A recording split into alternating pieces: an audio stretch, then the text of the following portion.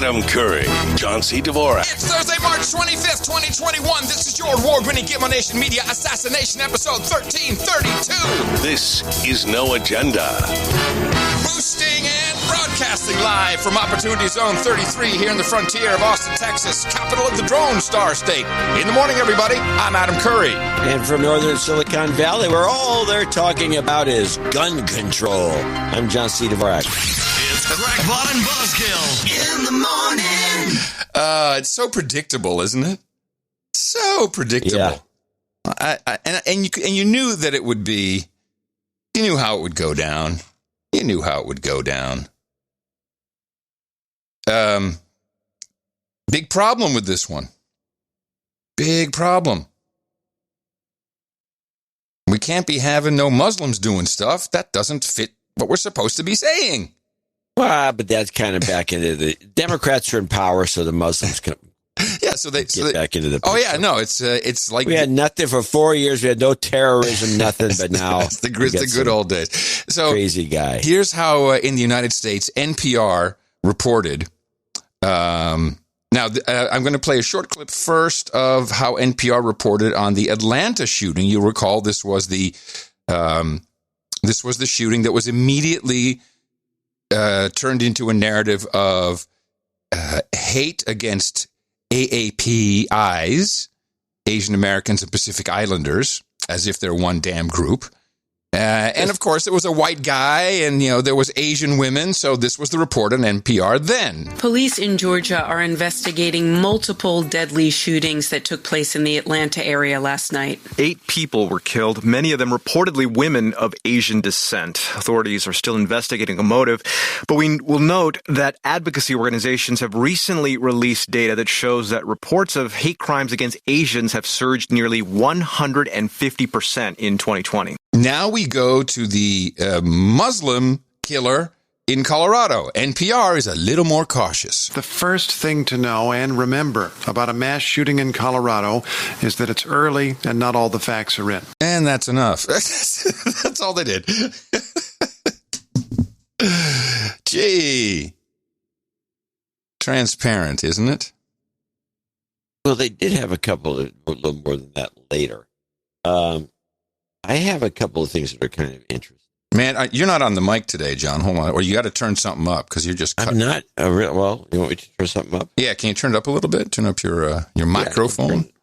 Test. Oh, no, it's not doing anything. Make it louder. Make it louder! Test. There you go. There you go. That's better. Hope that's louder. It's maxed out. Yeah. No. Okay. So I would suspect you should turn it up too. Yeah, well, it's already maxed out here. Otherwise, I wouldn't have asked. Well, something's amiss. Yeah, I wouldn't have asked. All right. I guess I have some clips of this too. I have. First of all, I have the Fox clip. If you want to hear that, sure. Sure. The shooter won Fox. Yeah. No intro? Play that. Oh. Good evening, Brett. As we get more details from the arrest affidavit, it is becoming more clear what a chaotic and terrifying scene it was that unfolded here yesterday. Witnesses say the gunman first shot someone in a vehicle and then went to shoot somebody else. Afterward, walking over, standing over this person, shooting several times. This has been a painful year. And we sit here once again surrounded by seemingly incomprehensible, senseless loss. A community, a state, and nation in mourning after Monday's mass shooting in Boulder. After working all night to identify the victims and inform their families, the police chief read the names of those killed, women and men ranging in age from 20 to 65. Now, I cut out most of what they had because it was mostly just people sobbing on screen. But let's play Shooter 2 and finish this. 21-year-old Ahmad Alisa of Arvada, Colorado, wasn't just spraying bullets. Each shot was a specific target, an image and sound that won't soon be forgotten. Holy just seeing those shots is just going to bring it back. It's not going to go away. According to the arrest affidavit, Elisa purchased a Ruger AR-556 pistol a week ago, and a family member said they had seen him playing with a gun that looked like a machine gun in recent days. I know that there's an extensive investigation just getting underway into his background. He's lived most of his life in the United States. In an interview with his brother, the suspect was said to be paranoid, antisocial, and had mental health issues. Colorado, home to a number of high-profile mass shootings, once again in familiar territory. This cannot be our new normal. We should be able to feel safe in our grocery stores. We should be able to feel safe in our schools, in our movie theaters, and in our communities. We need to see a change. Okay, two things about that. One, this is your new normal. Hello, Obama administration is back. Muslim terror is your new normal. So get used to it. And shootings. And shootings. All the best shootings were during the Obama administration. All the best ones. Two, so they only have a handgun that they know of. What is all this talk of an AR-15? That's what I'm wondering. By the way, that handgun, if you've ever seen a pic, showed a picture of it. That is one beautiful gun. It's really pretty. What is it? Which one? Did you remember which one it is? It's a Ruger. He said it in there. It's a Ruger, but it's all dolled up to look like the nastiest weapon you've ever seen. Nice. I can see some idiot just saw, AR-15, assault rifle.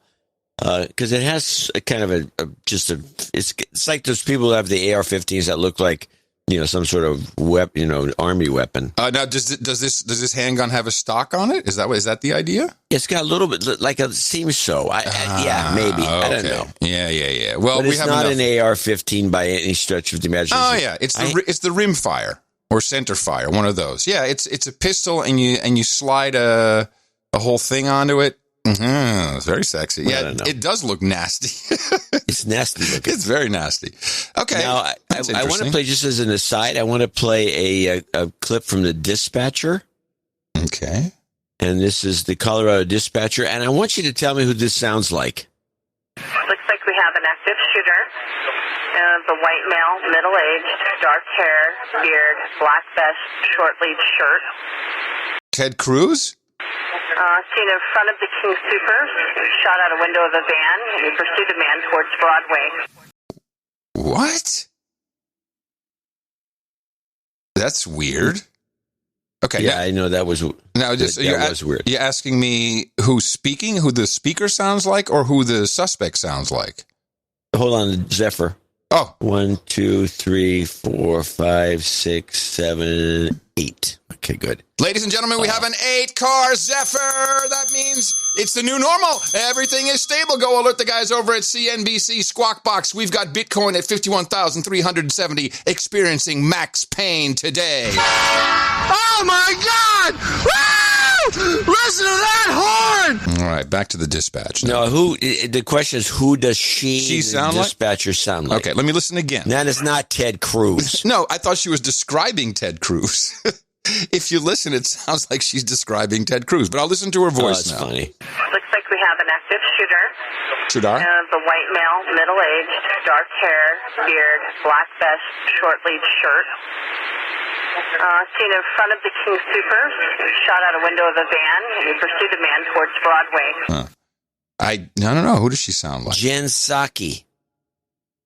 Oh, yeah. Come on, listen one more time and think of Jen Psaki. You're putting me through this? Slight up talk. Okay, I have to. Kind of blasé, kind of a. She's got no emotion, but she's up talking, and she seems like a dingbat. Looks like we have an active shooter. The white male, middle-aged, dark hair, beard, black. Yeah, I hear it. I think you're right. It's there. Could you turn down three bips there? It's just a little hot now. It was max pull it back. My mic's hot? Yeah, just a little bit. Just a I'm going to turn it down. That's not. 1, 2, 3, 4, 5, 6. Yeah, perfect. How's that? Perfect. No, this will be going on all day. No. Well, I'm sorry. Sometimes road and weather conditions vary. This is all Mickey Mouse shit, man. Now, I do have you said NPR didn't have much to say about it. Yeah. Bull. No. I said that was how they started when it first came out. When it first came out. They just spent their life. In fact, by the way, just for information, I got up this morning and I turned on Good Morning America today. Oh, and gun. They were talking about this, and they were still talking about the Atlanta shooting. Gun.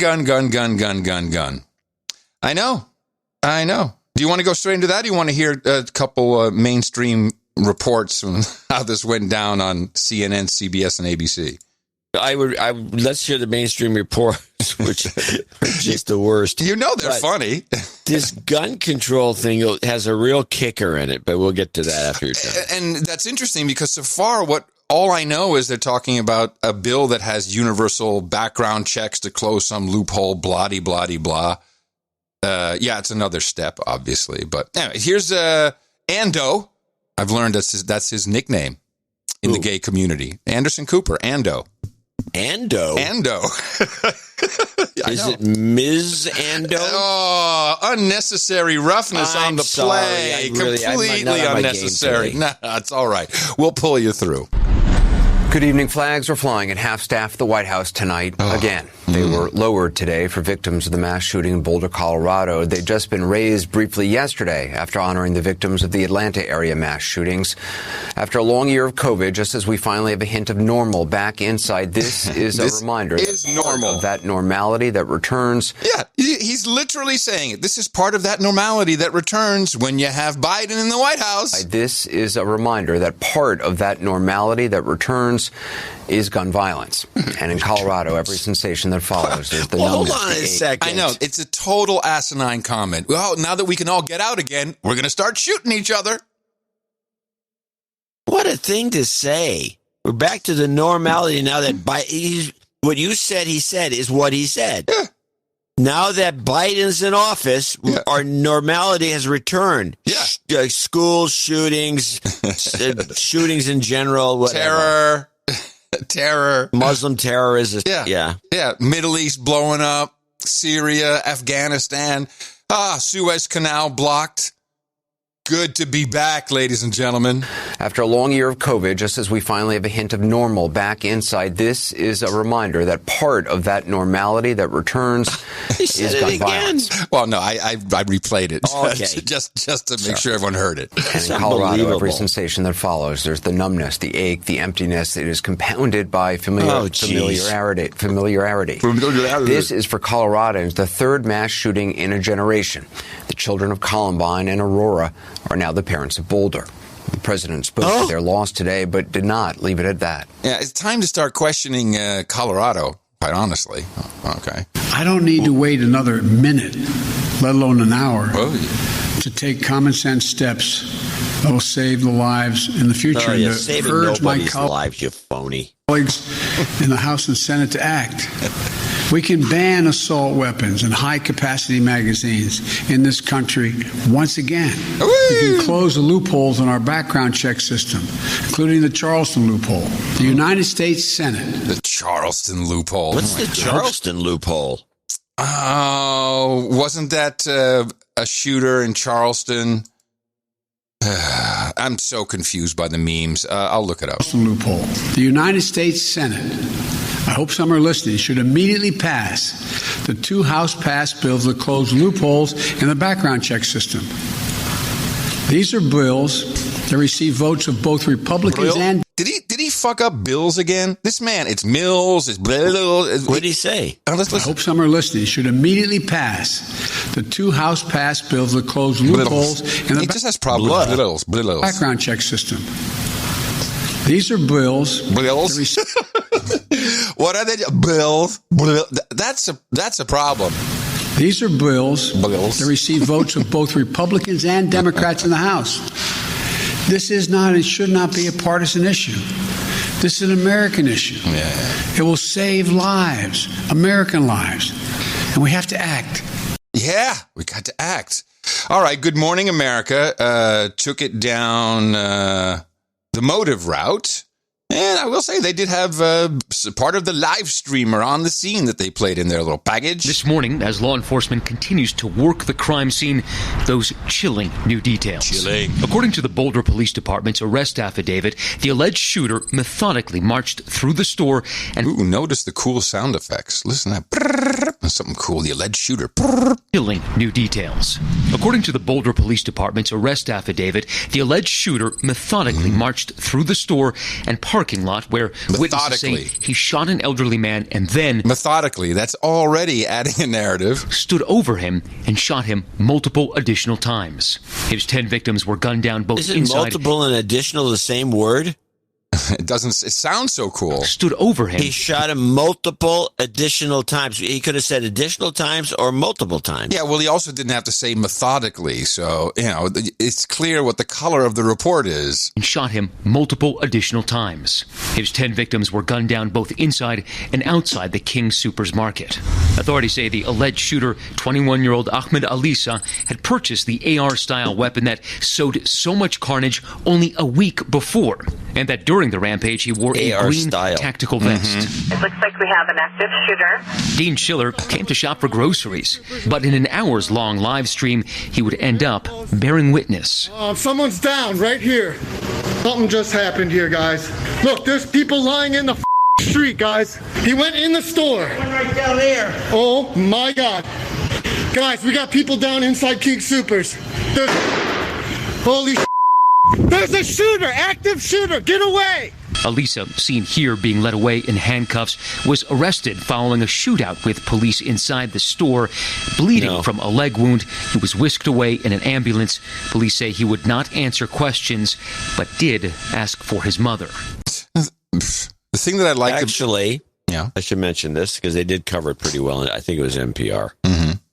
He didn't get grabbed in the shootout. He did get shot, but it wasn't a shootout. He stripped down to his boxers, put his arms up in the air, and started walking backwards toward the police. Uh-huh. And they just cuffed him and took him out. It wasn't a shootout. Yeah. Which reminds me, because this did contrast with some other shootings. Some black guy got shot in some robbery, but he was resisting arrest, got shot. Mm-hmm. Big difference.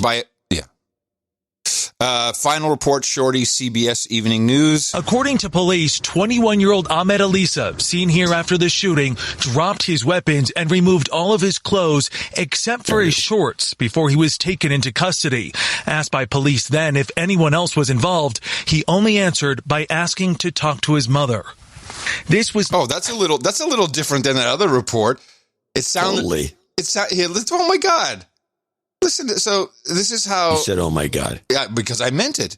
This is what ABC reports. In an ambulance, police say he would not answer questions, but did ask for his mother. So that sounds like almost a George Floyd type thing. I want my mother. I want my mother. And now it's... He only answered by asking to talk to his mother. It's a little different. This was not the first encounter with police. In 2018, while in high school, Alisa was convicted of misdemeanor assault for beating up a fellow student. He said he had been bullied by the student for a year because of his Middle Eastern background. Although dozens of witnesses said the attack was unprovoked, he said he was so angry he blacked out. He threatened that he was going to kill everyone, and no one actually took it seriously.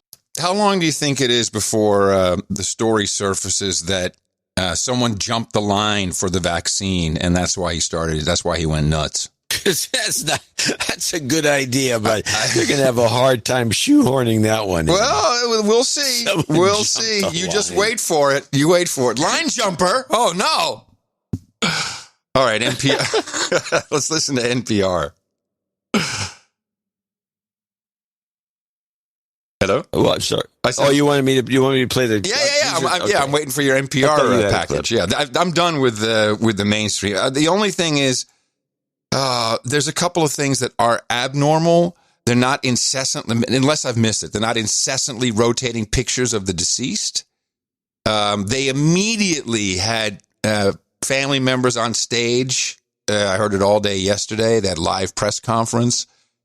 I find these things always challenging. Well, this is what we do. We go through these things. It's kind of what the show is. Yes. So let's listen to the gun control debate. This all came right after this on NPR, so it's got to be very... It's highbrow, baby. Highbrow. And this came after they had this guy. They did a long exposition on this character who's a Colorado State senator who got in office after his son was killed in, I believe it was Columbine. No, he was shot in the theater. Now, these things have taken years between. Yeah. In Aurora. This is years go by, another thing happens. Years go by, another thing happens. So, but, it seems to be happening in Colorado a lot. So let's listen to Gun Control 1 on NPR. The truth is there's no indication yet of any movement on federal gun control policy. That's despite calls from President Biden this week for Congress to act. We can ban assault weapons and high-capacity magazines in this country. Something like that would require a certain amount of Republican support in the U.S. Senate, which does not exist.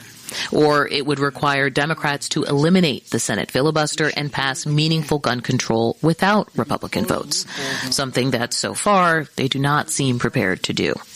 And while there's pressure on Biden to issue some kind of executive action on gun control, it's not clear what that would look like. Let me first say that putting in place common sense gun safety measures has been a passion of the president's since he was in the Senate. Press Secretary Jen Psaki on Air Force One this week would not rule out executive action or the possibility of Biden appointing a special official to oversee gun violence prevention, something a number of gun control advocates have called for. We are certainly considering a range of levers, including working through legislation, including executive actions. So with all that said, obviously, we're going to focus more on state laws. And that brings us back to Colorado, which actually has relatively strong gun control measures by U.S. standards. Oh, okay. Now that little kicker right there got my attention. Yeah. Colorado in front of the cancel cannon, the way I see it. Colorado's already got strict gun control measures. Why then does Colorado have so many incidents? Because Colorado already has strict gun control measures, especially when compared with the rest of the country, according to this report. So do they then go on and ask the question with the strict gun control regulations in Colorado, why they have these incidents? And so what have the strict gun control regulations done to stop them? Well, these are all very good questions. In fact, I would say it's a great question. You might say that, but they don't ask it. Thank you. They just mention it, stupidly mention it. They shouldn't have said anything. Shh, be quiet.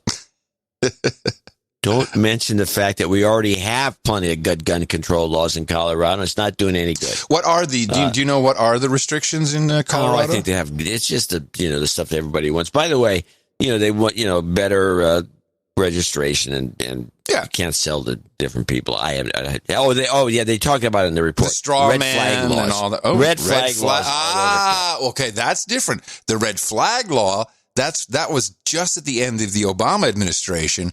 Was that the polizei could come knocking on your door if someone threw up a red flag on you. It's discussed in some detail here. But let's mention something else that they said in that first clip. Gun safety is what Biden keeps talking about. Yes. Gun safety is what they used to teach in high school, like in the 50s and 60s. Mm-hmm. They stopped teaching it. Even the 70s. I remember kids bringing their 22s to school for hunting. Not in California. No, not. So gun safety was a thing you learned if you go to a gun school to learn how to shoot. One of the training operations, the first thing they teach you is gun safety. And he keeps saying gun safety. Gun safety's got nothing to do with gun control. But I think they may make a shot at changing gun control to gun safety and kind of swapping out the terms. Yes, and that means it's all preventative, and red flag laws would fall under that. Well, let's go to clip 2. Thank you to everyone for joining us today. In April of 2019, Colorado's Governor Jared Polis signed what's known as a red flag law. This isn't just about keeping families safe. It's also about keeping law enforcement officers safe. Now, that law allows a family member or law enforcement to petition a court to temporarily confiscate someone's guns for up to a year. It's designed to keep people suffering from a mental health crisis from harming themselves or anyone else. Red flag laws are broadly popular with Democrats and Republicans.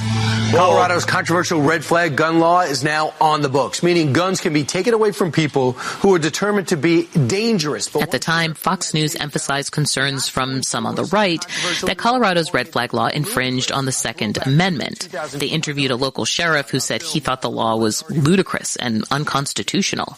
They went after the people's rights in a manner that was really that I didn't think gave them due process, because they said, well, 19 states and the District of Columbia have red flag laws. In Colorado's first year after its law was enacted, less than 150 red flag petitions were filed, and judges allowed for weapons to be seized in around 66 of those cases. That may sound like a small number, but consider just one of them. The case of a 61-year-old man in Douglas County who reportedly made multiple calls to the police claiming there was a hitman in his bedroom. He also routinely wore a tactical vest labeled deputy sheriff while stopping citizens to ask, according to the Denver Post, quote, if everything was okay. When local law enforcement won their red flag petition, they found he had at least 59 guns and 50,000 rounds of ammunition. Oh. Hey, man, thumbs down for NPR's choice of background music. What are they thinking? Let's make this as spooky as possible. There's a slight sound of an echo of a gunshot throughout that. Oh, nice. Music note. Nice. Boom, boom, boom. They play it. And the thing that you don't hear, because I cut it out, is in between when she does her pregnant pause. They play that music for about 3 or 4 seconds. Oh, yeah. Yeah. Tubular bells. Only not Tubular really. bells, Only exactly, not really. Exactly. Yeah. Glockenspiel. That's a reference. Okay, it's a reference for obscure references. There's your obscure reference for No Agenda Show 1332. Hello, boomers. Glockenspiel. All right. Sorry about that. All right. Onward to 3. So does the U.S. have too many doses, so to speak, more than it needs? Well, it's interesting because the U.S. has gun control 3, and it's about the doses.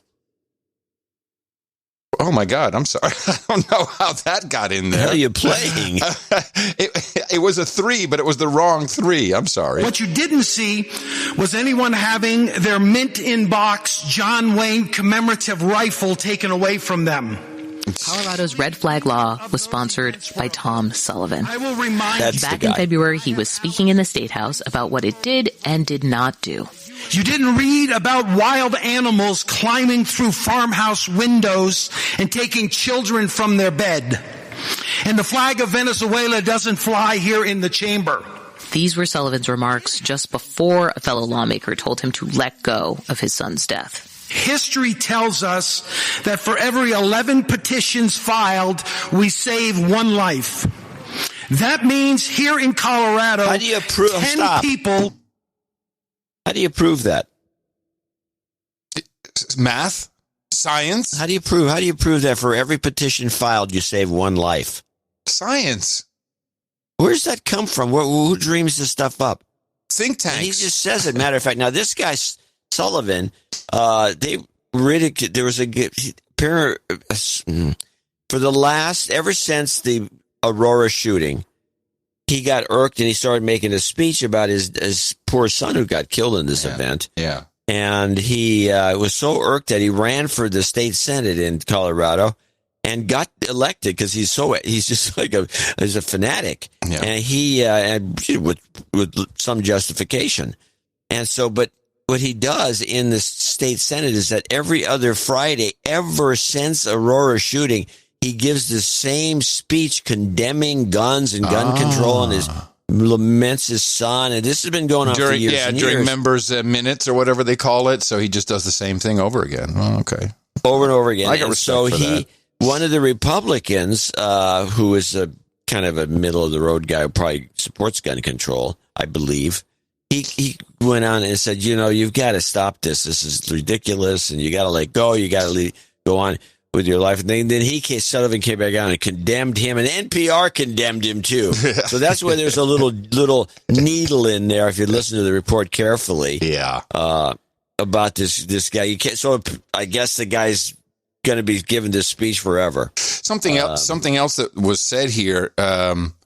His statistic. He needs to use it a little differently so that people like you can't challenge him on it. Here, let me hear it again. Sullivan's remarks just before a fellow lawmaker told him to let go of his son's death. History tells us that for every 11 petitions filed, we save one life. Yeah, see, he messed it up. He says, history tells us for every petition filed, we save or create a new life.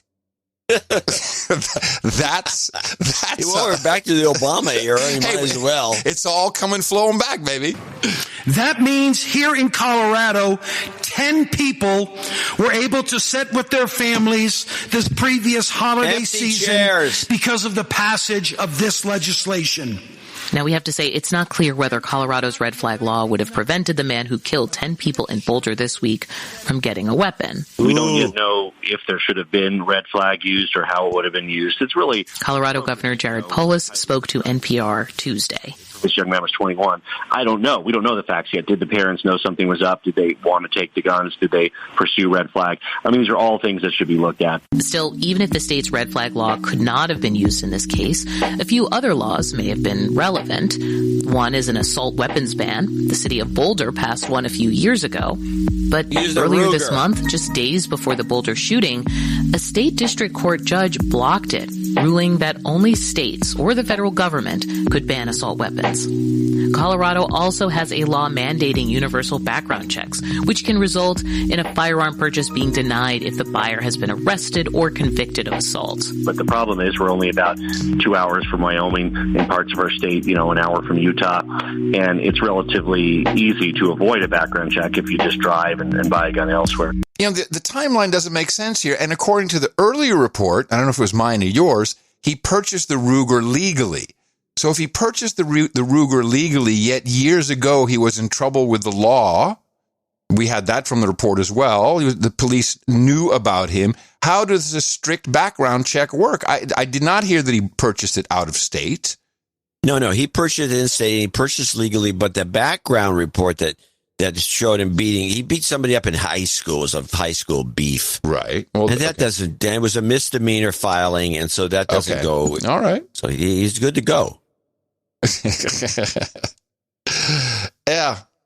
Okay. That was the end of that one? Yeah. Okay, well, let's finish it off with clip 4.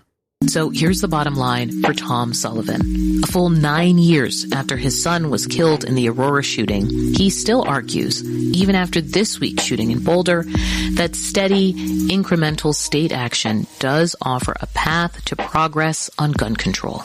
Here's our conversation. What is this like for you as someone who has advocated so strongly for gun control laws? Well, I mean, we're working on gun violence prevention here in the state of Colorado, and we've actually done, some great things. In 2013, we got background checks passed. We got high capacity magazines limited. We did things pertaining to domestic violence, and we've been doing the work. I mean, I have a bill about reporting lost and stolen firearms, so we can continue to do the work. I mean, but quite obviously, there's more work to be done. I want to ask you about the pushback to that. The city of Boulder actually had a ban on assault-style weapons, and just this month, that was blocked in court. I know that there was a political backlash where 2 Democratic state senators lost their seats in recall elections after backing gun control measures. You faced a recall push a couple of years ago. It seems like the backlash is significant to these efforts. There was in 2013. We did have the 2 senators who got recalled, but we won those seats back. when they came out and they said it was the Colorado Republican Party who tried to have me recalled. It was out of fear of the voice of victims. In this case, 120 days out of the year, I'm going to be standing in front of them. I wear my son's jacket. I go up every other Friday and tell them, how many Fridays it's been since Alex and 11 others were murdered. Yeah. I feel bad for the guy. Obviously. I do too. But now there was a little terminology thing in there too. She says that, and by the way, I think this is why they got those two guys recalled, because they voted against or voted to eliminate. And it's her term, and it's a term you hear: assault style. Yeah, assault style weapon. Yeah. All these weapons that they're talking about are just styled. They're stylized guns. Yeah. So you have like a regular old Winchester of some sort, and you put a heat shield around it and a big scope, and you can do all kinds of, you put a plastic stock. There's a lot of things you can do, and that Ruger's a good example, and they referred to it earlier as AR type. Yeah. AR means assault rifle to everybody now. Okay. Well, it's bullcrap. It's just a design. It's just a way so you have a gun that's a simple little thing, and then you have analogy, assaults, the same gun. The analogy is a car, and one guy's got a Ford Focus, and the other guy's got a Ferrari. It's just a stylized car. Now, it has some extra bells and whistles that make you look like a dick. The Ferrari's a different vehicle than a Fiesta. But there are Fiestas. But it can go 300 miles an hour. It's still legal. It can kill a lot of people. It's still legal. Yeah, but one of them, let's take two Fiestas, I think is a better example. You got one. Okay, with a spoiler. One with a spoiler. And the one's got a spoiler. Skirts in the front. It's got racing stripes. We've lowered the hood. Stripes all over it. We got blacked out windows. A big number 14 on the side. 33. Hello. 14. Well, What's wrong with you? 33 would be better, but then it'd be a giveaway. 14? What's the significance? Why did you come up with 14? Just came to mind. No? I've seen a lot of cars with 14 on the side.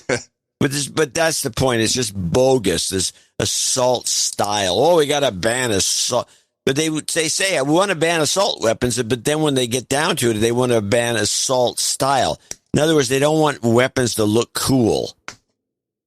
Because maybe kids will want one. Look at that. It's cool looking. Well, this is true. When I was a kid, you had an old carbine with a, click, click, and put a bullet in, click, click.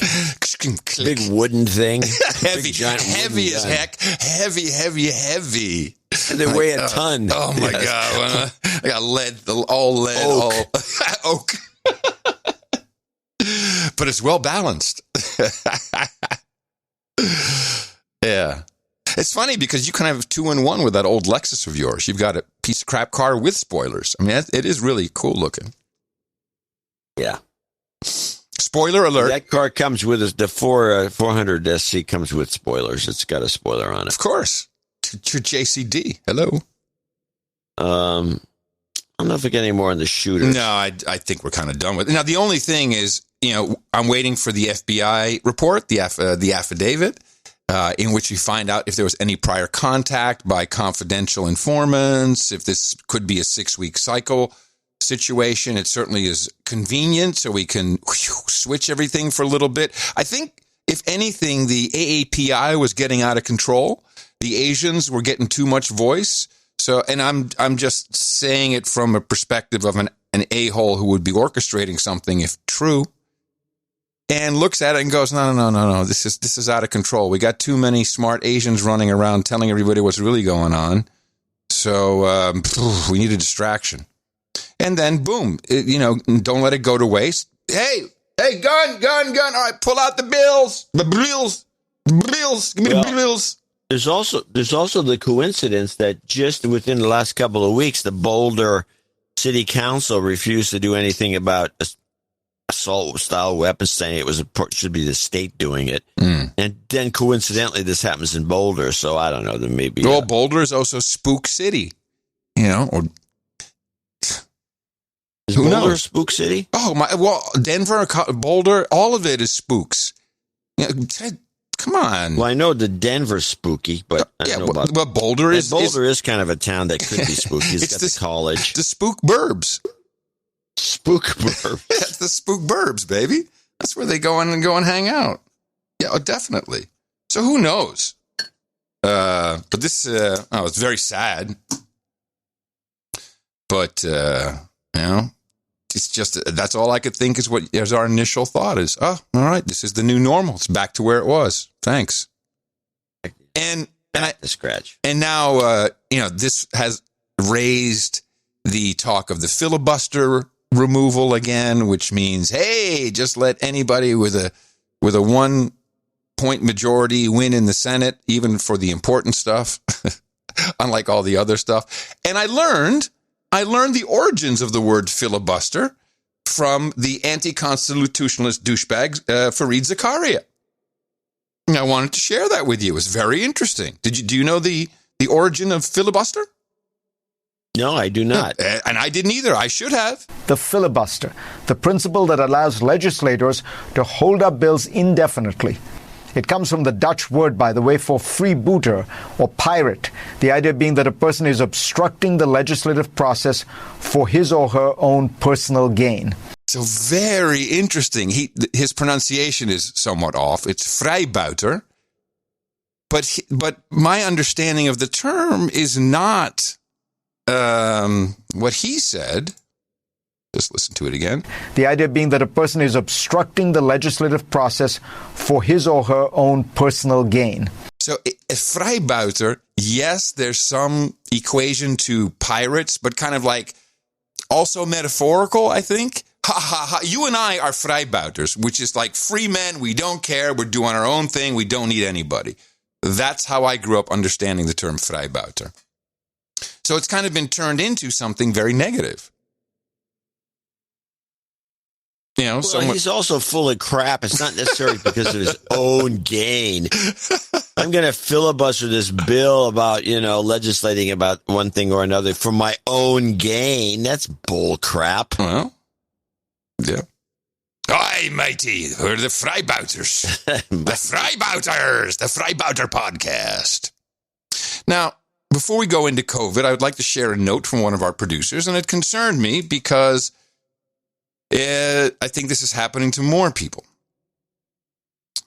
And I'd like to see if we can address this. Adam John, listen to all your latest No Agenda shows. Here's what comes to mind. Though I know that news has to be deconstructed and people must be aware of what's being told and broadcast, the tone in all your shows, my emphasis, is basically everything is bull crap. Am I right? I mean, the bull crap thing is called Corona and the bull crap that we should all get vaccinated. Tell me, please, what choice do we have?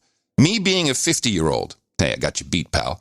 What choice do I have? Living 3,000 kilometers away from my family, haven't been able to see them for more than a year now. I want to go there, and if it means I have to get vaccinated, what choice do I have? I'm sure that you recognize the feeling, so what will be the new rules, new measures when we go back on the plane with apps, green passes, etc., if we can go back at all? So why is all this denied on your show? Why all this don't get your shots attitude and that it's all nonsense and driven by big pharma? Sorry, man, I'm completely lost and can't follow the two of you anymore. What choice do we have if we all say no vaccination for me? By the way, are you still denying hospitals have a lot of COVID patients? Are you still denying there's people in the ICU having serious issues? Why do you say it's all a lie? I don't think I've ever said that. I know never said any of this. We don't say don't get a vaccine. We just say we may not get one. And we've both said that we might get the Johnson & Johnson if it was absolutely required. But we're not of the type that actually had COVID, which you probably did, that would go out and get a vaccine after getting that. This guy's full of crap. Well, hold on. But he's been listening for a while. He's serious. And I know what he's doing. He's projecting. Yes. To an extreme. Yes. They're saying things that we don't say. We ask questions. What we do is ask questions to an extreme and bring it down. And yes, we do not defend the drug companies. That's true. That's the only thing he said that's true. Yeah. And there's good reason for it. Now, okay, so if you want to hear more, or are you done with it? No. I need to get me worked up for the rest of the show. Okay. Oh, woo! All right. By the way, I would like to say, yes, I am denying the ICUs are filled because we've had numerous healthcare professionals tell us that is an absolute lie. I'm not making this up, but okay. All we do is in many of these matters, all we do is report. Yeah, I mean, there's another thing, and we'll get to that. I don't know. I don't go to the ICU. The things could be overflowing, but I don't see it. I don't see bodies stacked up on the end of the block. No. In fact, we hear quite the opposite. Anyway, why this continuous conspiracy tone, Adam? Maybe you can explain what it really is you're trying to say on the show, because I just want to live, man.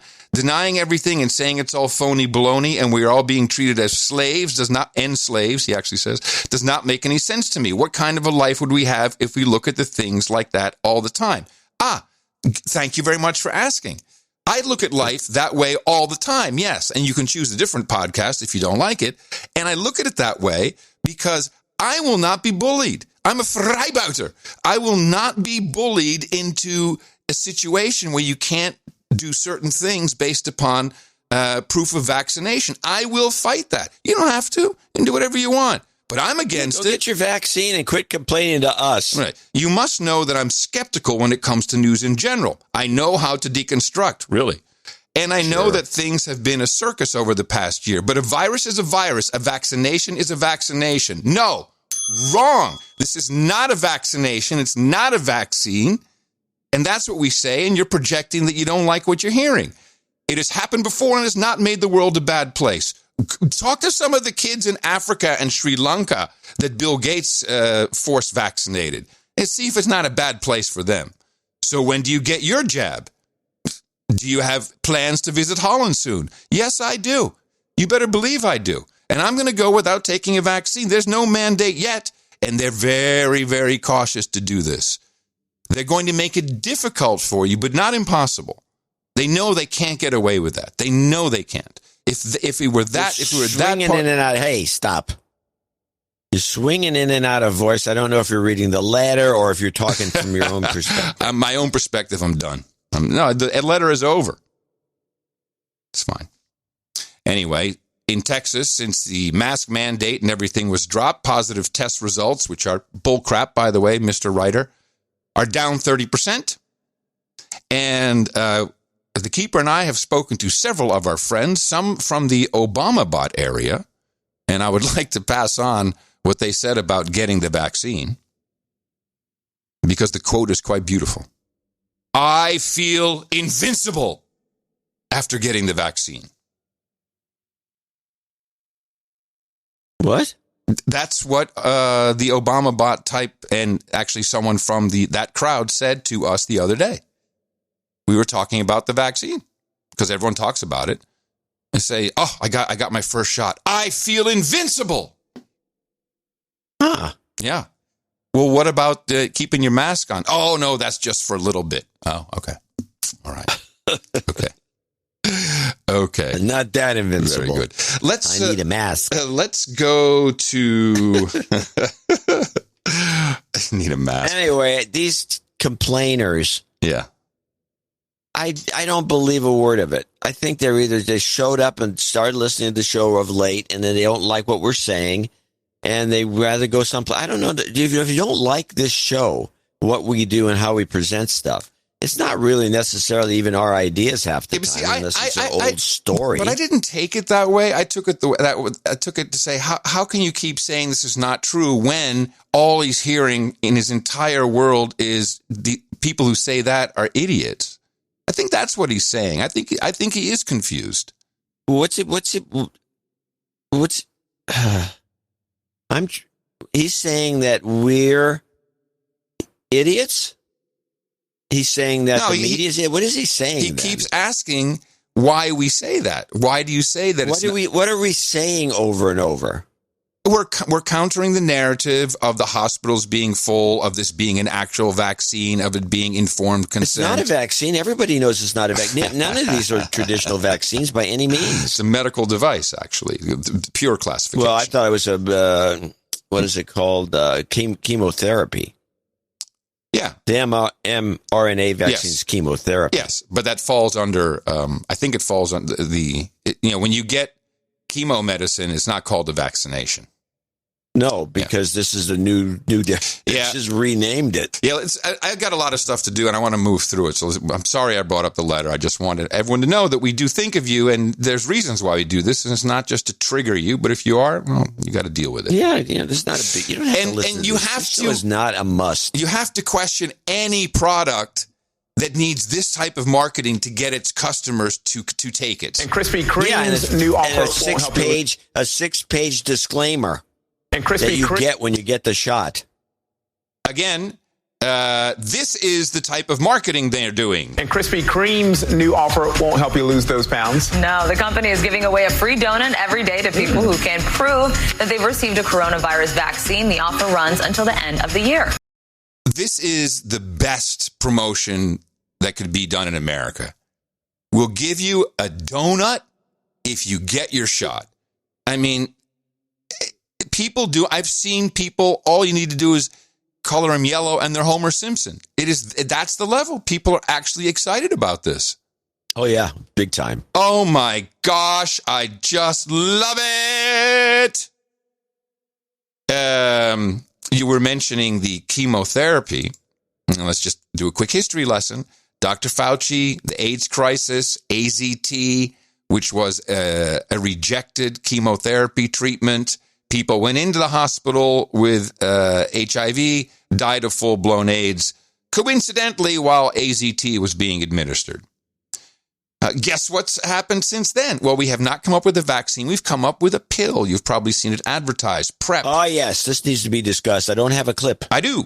PrEP, P-R-E-P. And this is a prophylaxis. You take it on a daily basis and then... No, you're talking about AIDS now. Yes. I am. I got a clip. The new Pfizer treatment. Fuck you, John. Quiet for a second. I'm leading. Oh, here it is. Meanwhile, Pfizer is now testing a pill to treat COVID. It uses the same antiviral process as HIV treatments. The first data is due out next month. I was just leading into it. It was a terrible lead in then because I blew it. I stepped all over it. Yes. I wrecked it. The whole point is it's Fauci's work, which led to people dying, which led to a pill, which has convinced everybody, and it's effective, that's for sure. And you don't hear much about it. It's only advertised. Oh, you take this pill, you can screw all you want, you're not going to get AIDS. Well, I wonder if it's just a fake pill.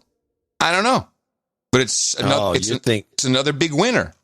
Well, I've looked into this Pfizer pill. I wish there was more clips on it. That's all I have, unfortunately. So they get the EUA, then now they got a treatment. And they calling it a treatment, not like a prophylactic.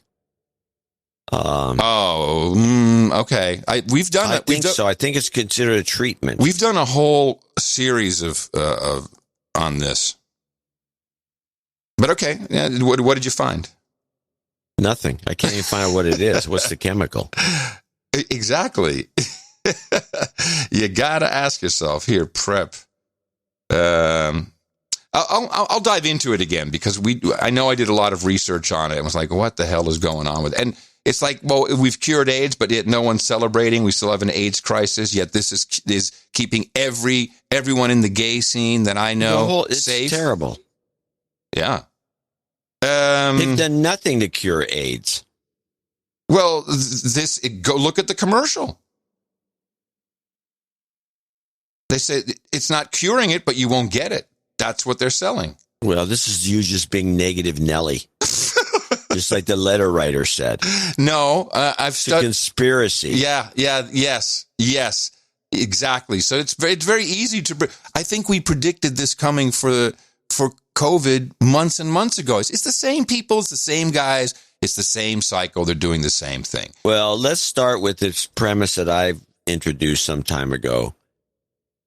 I'm going to say it again.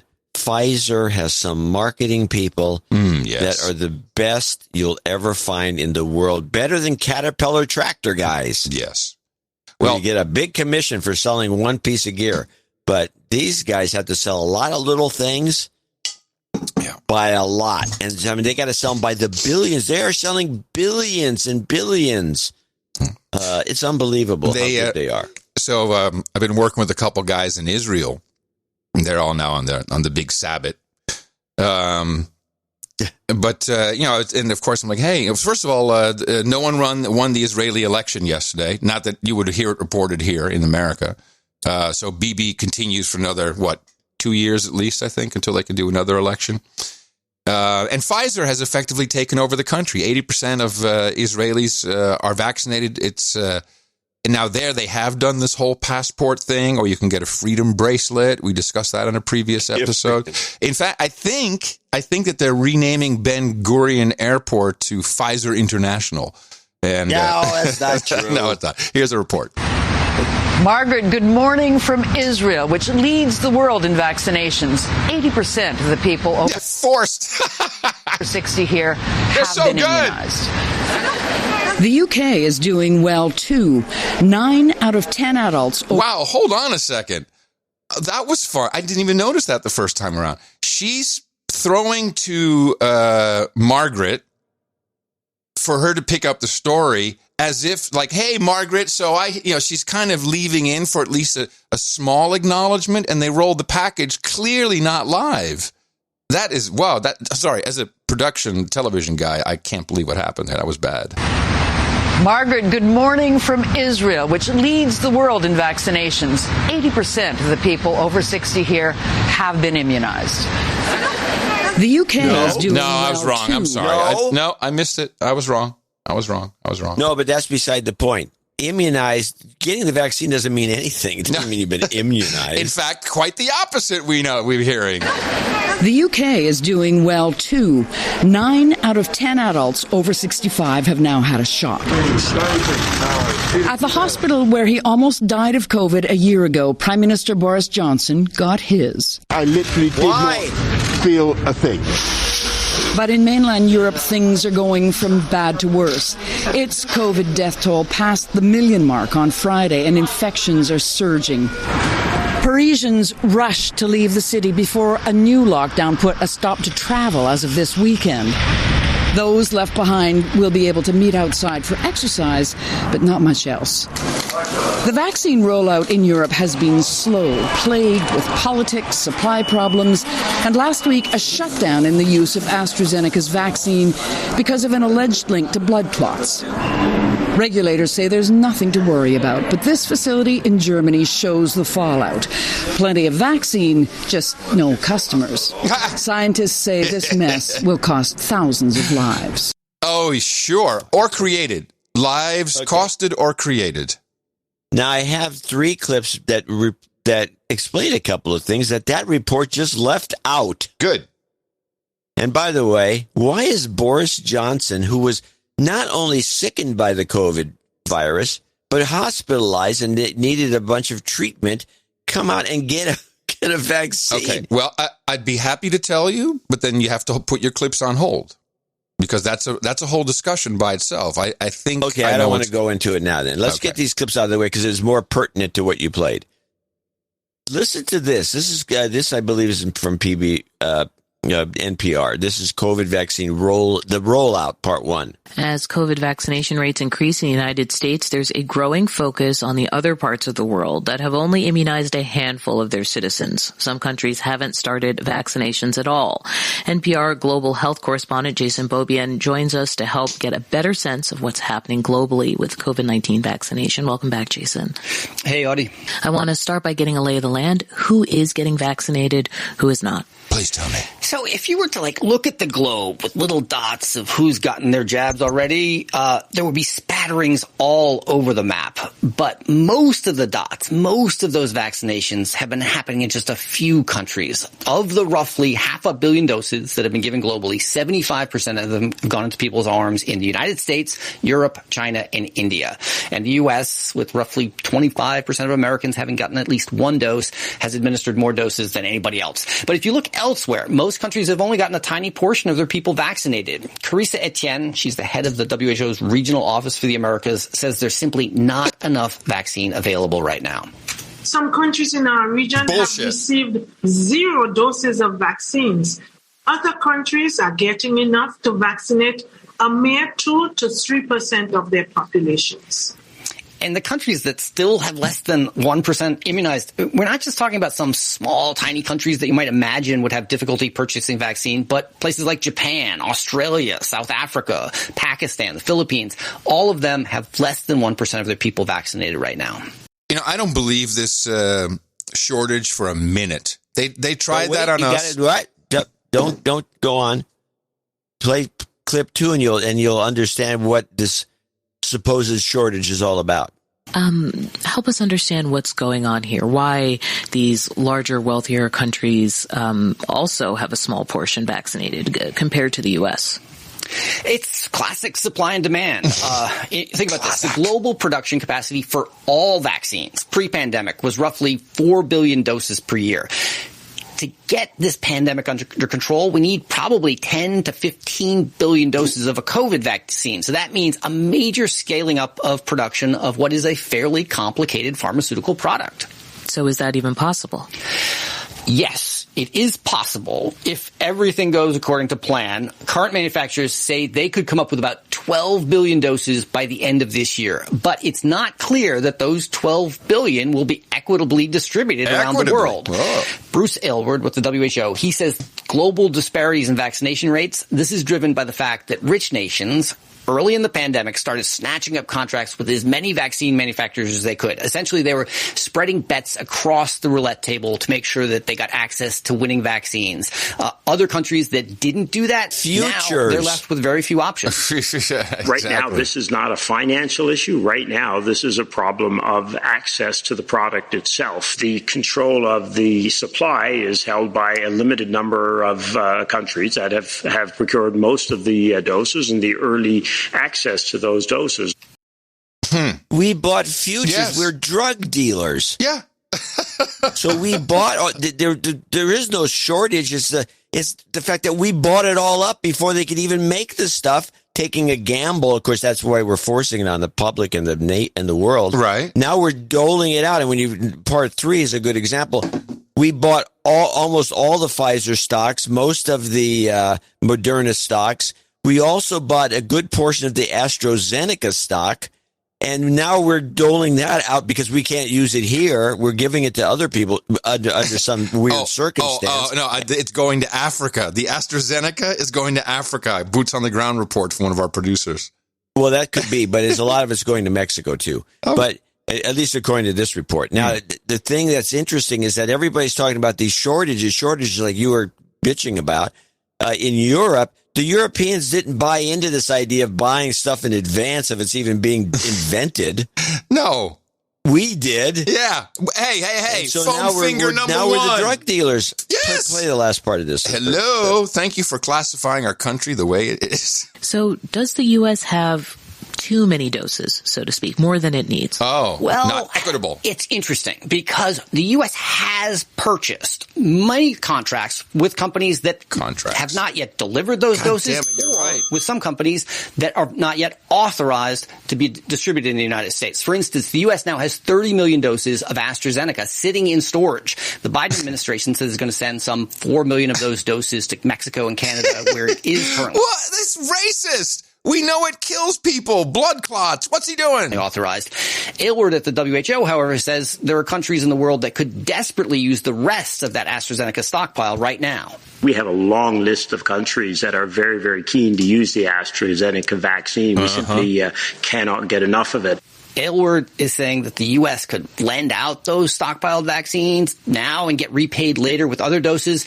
But to get this pandemic under control globally, he says these vaccines need to get out to more countries more quickly.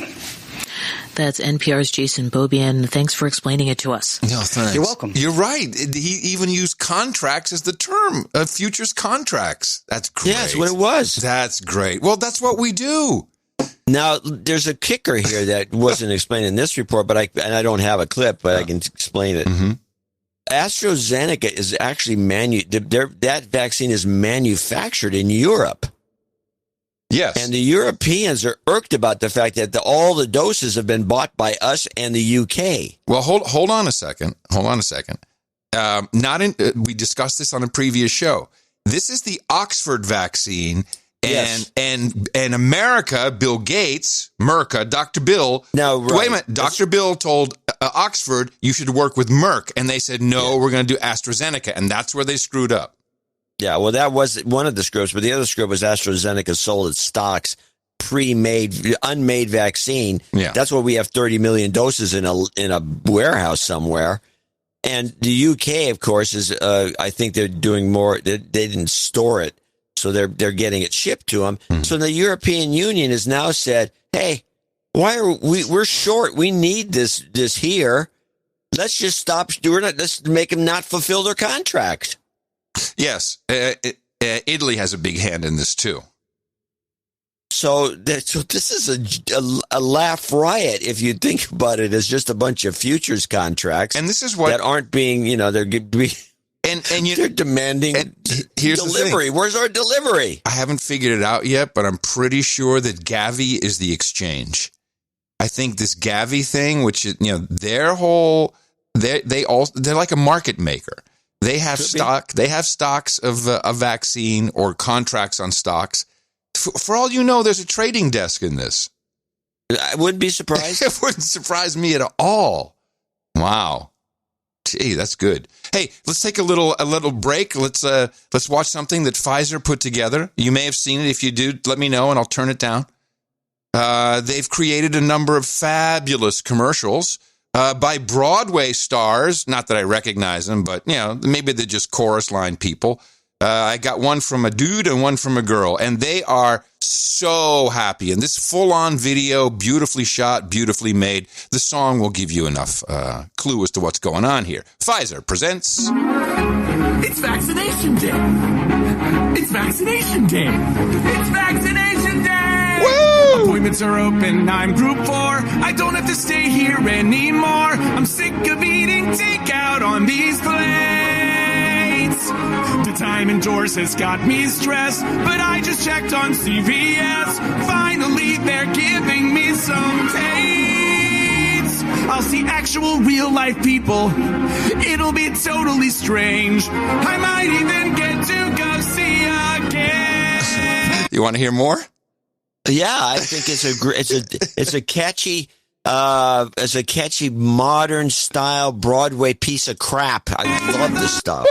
First time in forever, I'll hang out. Just so you know, it was a pretty big hit, this song. So, yes, typical Broadway piece of crap, but it's been around. Forever, I'll hang out with someone else. Love you, but for the first time in forever, I won't watch sports by myself. Because I don't like sports, I could go to a bar with buddies. You're the best. I don't have to live in fear. Love you for the first time in forever. And he's jumping and twirling in front of the CVS. I won't be right here. Guys, I'm really proud of you in quarantine. Kids, you've worked really hard. And honey, I think our relationship's gotten a lot tighter now that we've been in closer space. I gotta get on a plane now. Bye. I'll sit in a seat that cramps my knees. And I won't care because at least I'm free. But then I'm going to an indoor place.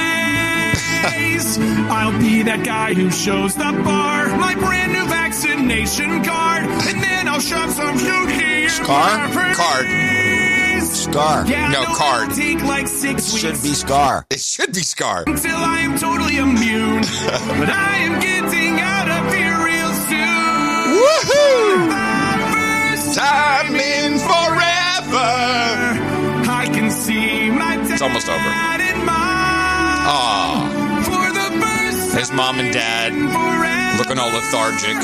All my fear of death is gone. So this is they address the fear and the want and the needs of the customer and the girl, and it's all outside. It's beautiful, vibrant colors, expensive work here. But again, it's Pfizer. What do you expect? Let's do the Broadway girls a little shorter. Look at this stuff. Isn't it neat? Competent leaders getting us back on our feet. The American Rescue Plan has almost everything. A year into this mess, recovery unfolds. How many wonders can one rescue plan hold? Reading it over, you'd think, really? No Republicans voted for this thing. It's got direct relief to American families. It's got a path to reopen our schools. Cost of childcare? Tax credits, baby. It's like they care. It's a big deal. But wait, there's more. 2, 3, 4. Don't you want to be where the people are? Don't you want to go out dancing, having convos with those, what are they called again? Oh yeah, friends. Some folks thought we could reopen bars, but good strategy is required to reopen safely. And now by May 1st, we can all get the vaccine. Yeah. Then we can talk. Then we can hug our friends and our family and our loved ones. It's exciting to see. She's doing the producer. Ideology, a plan for our world. Sorry, yeah, that's how that goes. All right, woohoo! The Relief Act has saved us. Thank you very much, Broadway girl. So that Broadway girl can't sing. She shouldn't be on Broadway. So why? So let's talk about this. Very important because I feel there's warnings here and people are not heeding them, and it brings me to some conclusions about specifically the mRNA vaccines. And the first thing is people are getting the vaccine who already had COVID, and this bothers me. And it was a very good piece around 30 minutes into the most recent Dvorak Horowitz Unplugged. And Andrew was aware that this would be questioned, as he is one of these people who got the vaccine after he had COVID. Had a full-blown case, and it was confirmed. Full-blown COVID. And he had a cute little list. I liked it, and of which 8, he said 8 of the 10 are true, but he said really it's because his wife wanted him to. And I believe that. I also think that knowing one of his favorite pastimes is cruises. It's published everywhere. All cruises will require vaccination proof. So I think he's a little disingenuous there. And but he left that one off the list. Yeah, Good point. It's big news. Let me see. It's in the show notes, so if anyone wants to check that out. But when it comes to other people, I figured it out. Because we have friends, and a lot of friends are getting the vaccine after they've had COVID. And it's very simple, because this is HIPAA rules be damned. You sit down with anybody. Hey, did you get your vaccine? You get, and of course, and you can't avoid it. So Tina and I always say, no, we're fine. We're healthy. We're letting other people go first, who need it much more than we do. And we can say that with sincerity because we're like that. The main reason is people don't want to have to explain. All they want to say is, yep, I got my vaccine. They don't want to say, well, I had COVID, so I really don't need it. Because that is not accepted. You have to get the vaccine. I don't care who you are. You need to get the vaccine. And no one wants to have to explain themselves. That's why. It's just easier to say, yeah, I got it. And to actually get it instead of explaining why you don't need it. That's it. It's very, very sad. And it's not scientific. It's very sad. And the best case example is not Horowitz by any means. It's Boris Johnson. Yes. That guy was hospitalized. Well, Trump also had COVID, hospitalized, and he says he got the vaccination as well. I think he's a liar. Yeah, on one of the two, or maybe both. Now, I want to explain what I think is happening, because these are the people that are getting sick. These are the ones who have the adverse reaction. And we know that the corona vaccines have been tried for decades. And it always failed at what I call the mink test, because we know the mink were all exterminated to get them out of the way before the no agenda guys figured it out. But it was done on ferrets. And what would happen is they'd administer the coronavirus, not COVID-19, coronavirus vaccination to the ferret. The ferret would be great. The ferrets, got antibodies. Like, hey, look at me. I'm like a mink. Throw me on a coat. But when they got the virus again, when they got it in the wild, they got very ill. Cytokine storm, I think it's called. The immune system went haywire, and they went poof, just burned up into a cloud of dust. So, and that always failed the vaccination trial because ferret immune systems are very similar to people. So they didn't do that. With this emergency use authorization, they have not done that. There's been no animal testing. It is my belief now, having spoken to enough people, that it doesn't really matter whether you get the wild virus and then have antibodies first, or the vaccine and then antibodies first. Once you get it again, that's when you can run into trouble. And here's Dr. Ryan. He's one of the frontline healthcare workers, the group, the Frontline Workers USA. He explains this, and then we'll go into another very interesting fellow new on the scene. We are injecting people with a synthetic sequence of nucleic acid. We have never done this on a large scale in human history. mRNA trials in mammals have led to odd cancers. mRNA trials on mammals have led to autoimmune diseases, not right away, 6, 9, 12 months later. So this is what we're doing right now are not approved vaccines. And so everybody, how do you create demand? You create scarcity. Oh gosh, we can't get a shot. We can't get a shot. Well, it's a beautiful marketing ploy to be able to say, gosh, there's a low supply. So everybody wants it now. Well, everybody may want it, but the long-term safety data is not there. 50% of healthcare providers are absolutely not getting this injection, and that's a reason. We don't trust the data. The fox guarded the henhouse. The companies did their own data. There were no independent observer groups looking at the data. Do the shots decrease severity of disease and hospitalization? Well, they seem to be, but they don't fall under the definition of creating pure immunity and preventing transmission. If you're immune after an injection, why in the world would you still have to mask and social distance? That is an admission that they don't know that it's a vaccine, and that's an absurdity. There's no long-term proven safety. My biggest concern, honestly, is, next slide please, Justin, is antibody-dependent enhancement reaction. You get a shot, you're fine. Look, it's preventing this, preventing that. I'm not anti-vax, not tinfoil hat. I've had lots of vaccines. My kids have had vaccines. That's fine. But if you get a coronavirus shot, historically SARS, MERS, animal coronaviruses, you get a shot. When you're exposed to a wild-type variant of the virus 6, 9, 12 months later, the immune system can go haywire. In the SARS vaccine trials, in the ferrets and the monkeys, 100% of the animals, when exposed to wild-type virus, ended up with immune reaction. All right, so that's also science. Maybe not the science a lot of people want to hear.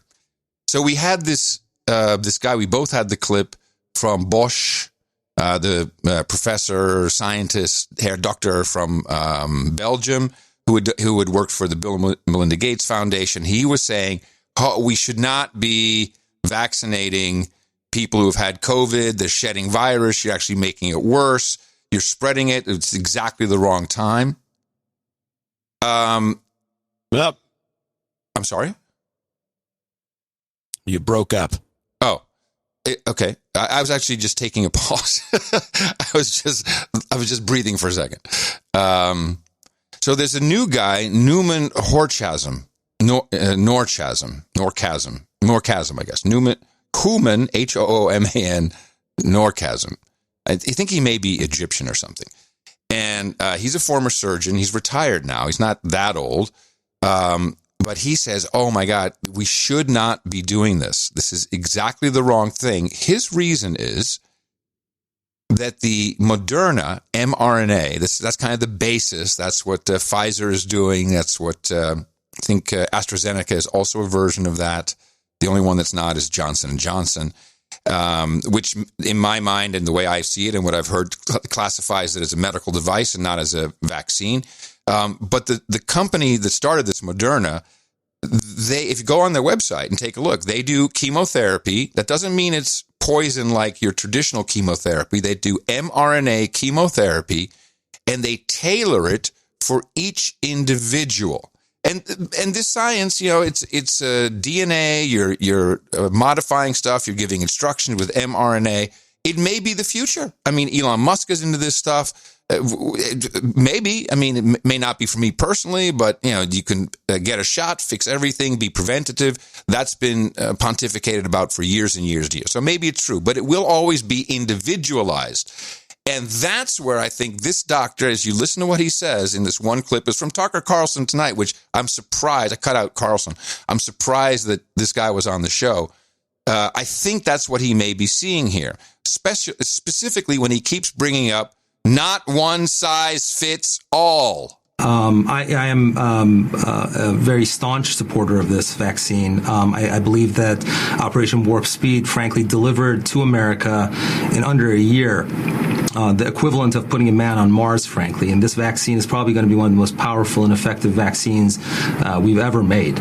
But just like any other medical therapy and treatment, it's not a one-size-fit-all. And if we attempt to make one-size-fit-all, we will almost certainly cause harm. With the concern being, what we're doing here is an absolutely unprecedented vaccine campaign in the history of Western civilization. We're deploying a vaccine. And this is, frankly, just one of the most dramatic differences between this vaccine campaign and any other. And I think that you don't have to really go to medical school, Tucker, to understand that it is not a standard approach to vaccinate people who are already infected. So I think it's a dramatic error on the part of our public health officials to try to put this vaccine into a one-size-fits-all paradigm.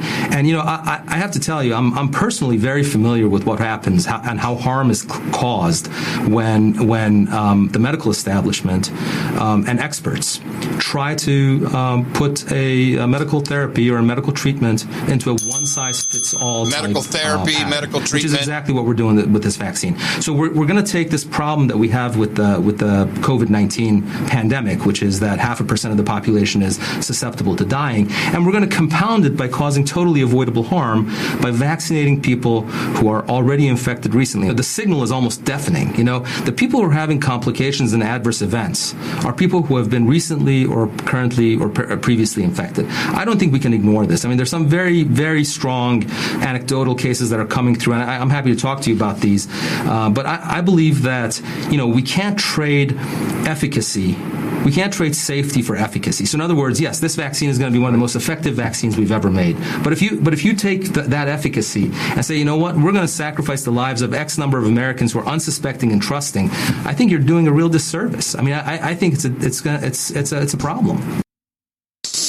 So there's my conclusion that this is they're very good at, apparently, and I said it, that's apparent from their own literature. They're very good at tailoring mRNA treatments for people. But if you're doing it for a mass population, you do, I'll do it somewhere in the middle here. And that could have adverse effects on people who fall outside of that range. I mean, this is very different from the traditional vaccine process. So if it's reprogramming something inside of you, and you've got Windows Vista, that's what you're running on instead of Linux. You try and do a Windows 10 patch to a Windows Vista, it could be bad. Does that make any sense? I mean, wow. That's my analogy. Actually a pretty good analogy. It's what I just came up with. It feels like it, though. So anyway, I told Horowitz. The thing comes in there, it doesn't know what you're running. It doesn't care. Yeah. It tries to install. It's like permission error or whoops, look at this, registry. I told Horowitz I have dibs on his Roadcaster. I'm sorry, what? Say again? I told Horowitz I have dibs on his Roadcaster. Is he going to... Oh, that's sick. Damn, that took long. Yeah, it took long because I didn't expect it to go there. My brain doesn't work that way. Mine does. Horowitz got it. Yeah. Anyway, we'll see. We'll see. I think, I'm not anti-vax. I've had as recent as, 2003. I didn't even know what I got anymore. The military shot me up when I went to Iraq, Yeah, I made a choice at that point. I was not happy about it. Oh, it's probably something. Yellow fever or something, or God knows whatever. Yellow fever. Yeah, you don't want to get yellow fever.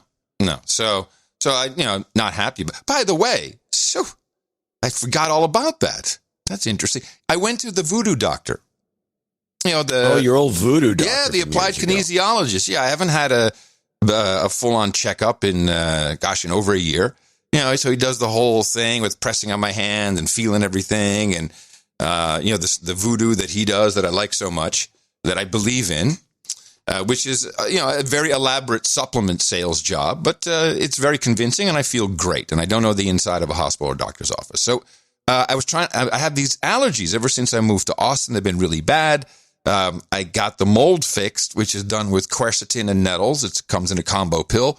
Never had a problem with mold really since then. Or if I knew so it was really bad, I could take a few extra and good to go. It's a great product.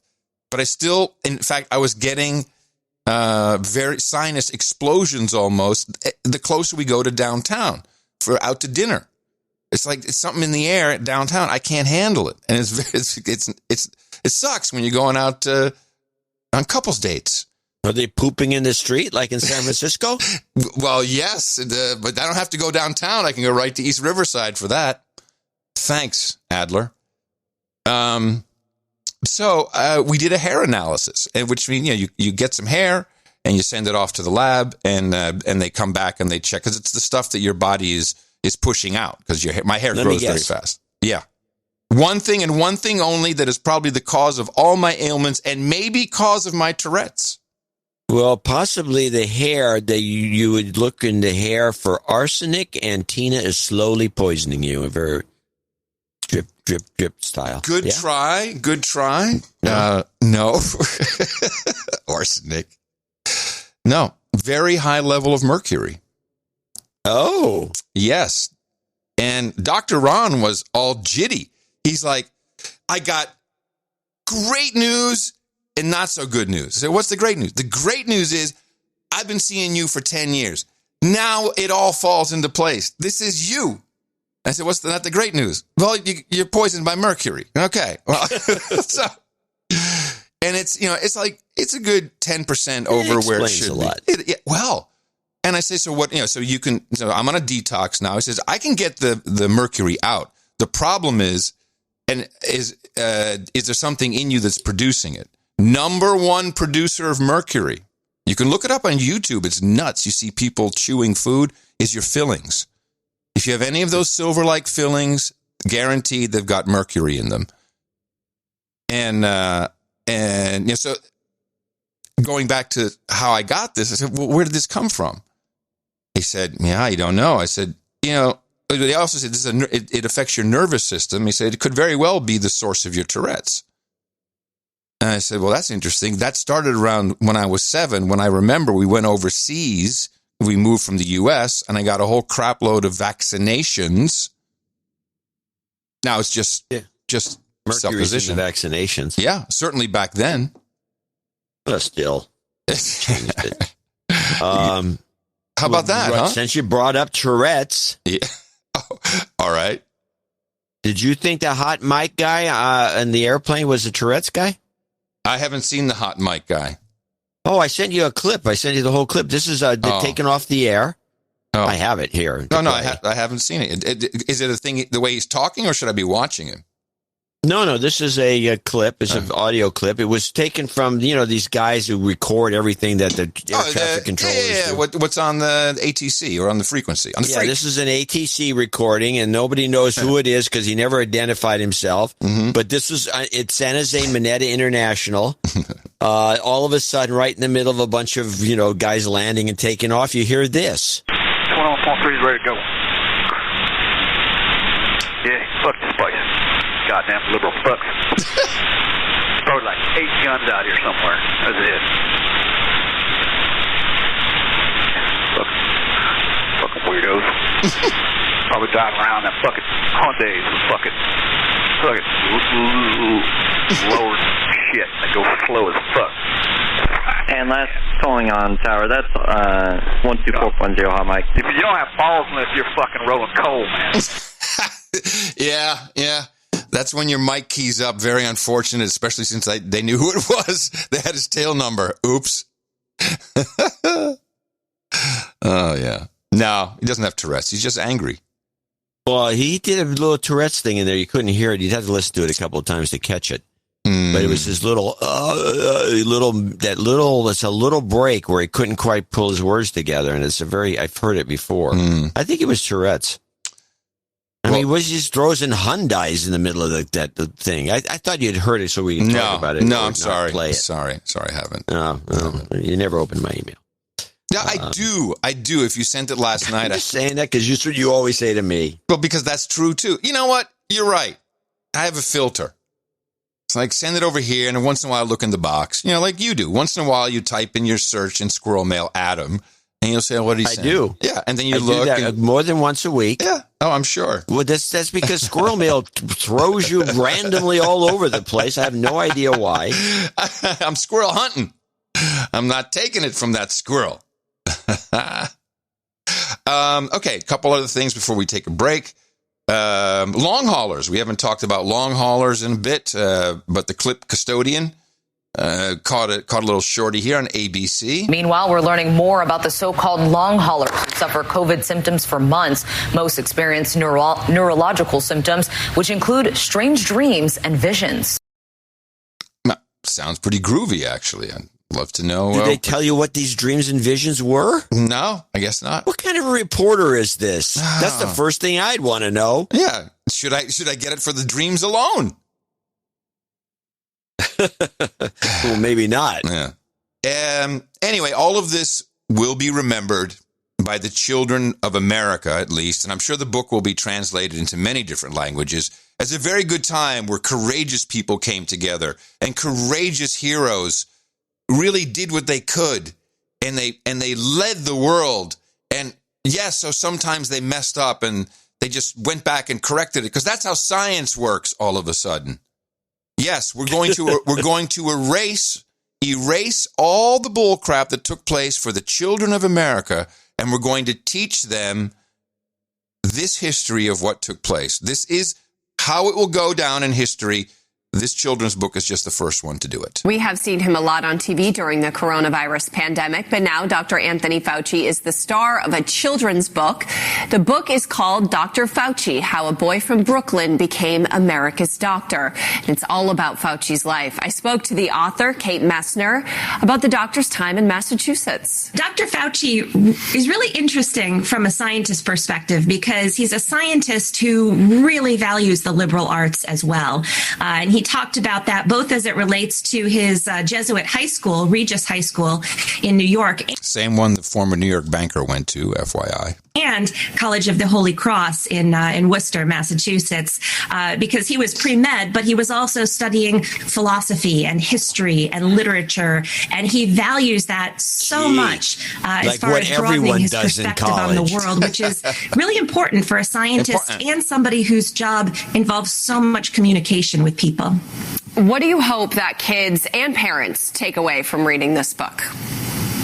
Well, for kids, one of Dr. Fauci's biggest takeaways, I think, is that science is a process, and we're always learning more and always understanding more, and we're going to make mistakes when we're trying to figure things out, and it's really important to be able to look at new information with an open mind and revise those ideas, which is something that was especially relevant during the COVID-19 pandemic. This was a brand new virus, and no one had seen it before. We were starting with zero information. And so as we learned more, we saw our public health figures revising their guidance on how to stay safe. So I think that's really important for kids to remember that when they're involved in problem solving in science, they're going to make mistakes. And the key to everything is figuring out what went wrong and figuring out what's next. This is exactly. It's like, all we hear all day is shut up, it's science. You don't understand science. Science masks 3 times science. But it's going to be covered up for the children of the world by, well, they made mistakes, but they were very smart and started from zero. Yeah, 20 years of experience. Yeah. That's how it's going to go down. What a crock. And who were those two dingbats? And I used the word I don't know. Precisely. I don't know. Who was it? That was, I don't know. And then Dr. Joseph Alpert, the editor-in-chief of the American Journal of Medicine, has written an article and published it. And he says patients with serious disease are dying from fear of COVID, scared to death. There you go. Mass hysteria, one of my old Substack columns. Thank you very much. It's in the show notes. You should look at this one. Maybe tack it on. So we have a good library of stuff about this. This should be in the National Archives. This whole year of our show. Podcast. Yes. So I'm saying this whole year of our show should be in there. Yeah. I agree. Ramsey Kane's back. Maybe that can be his next project. Get us in there. Ramsey, you can do it. And with that, I'd like to thank you for your courage. Say in the morning to you, the man who put the C in the confused listener's note, Mr. John C. Dvorak. Oh, crap. I wasn't ready.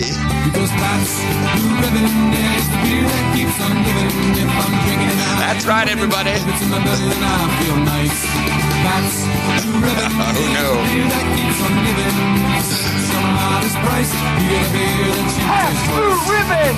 You know, I honestly, on the last show, when you were like, no, I've got screw tops, I thought that was kind of John's way of saying, I'm done with this gag.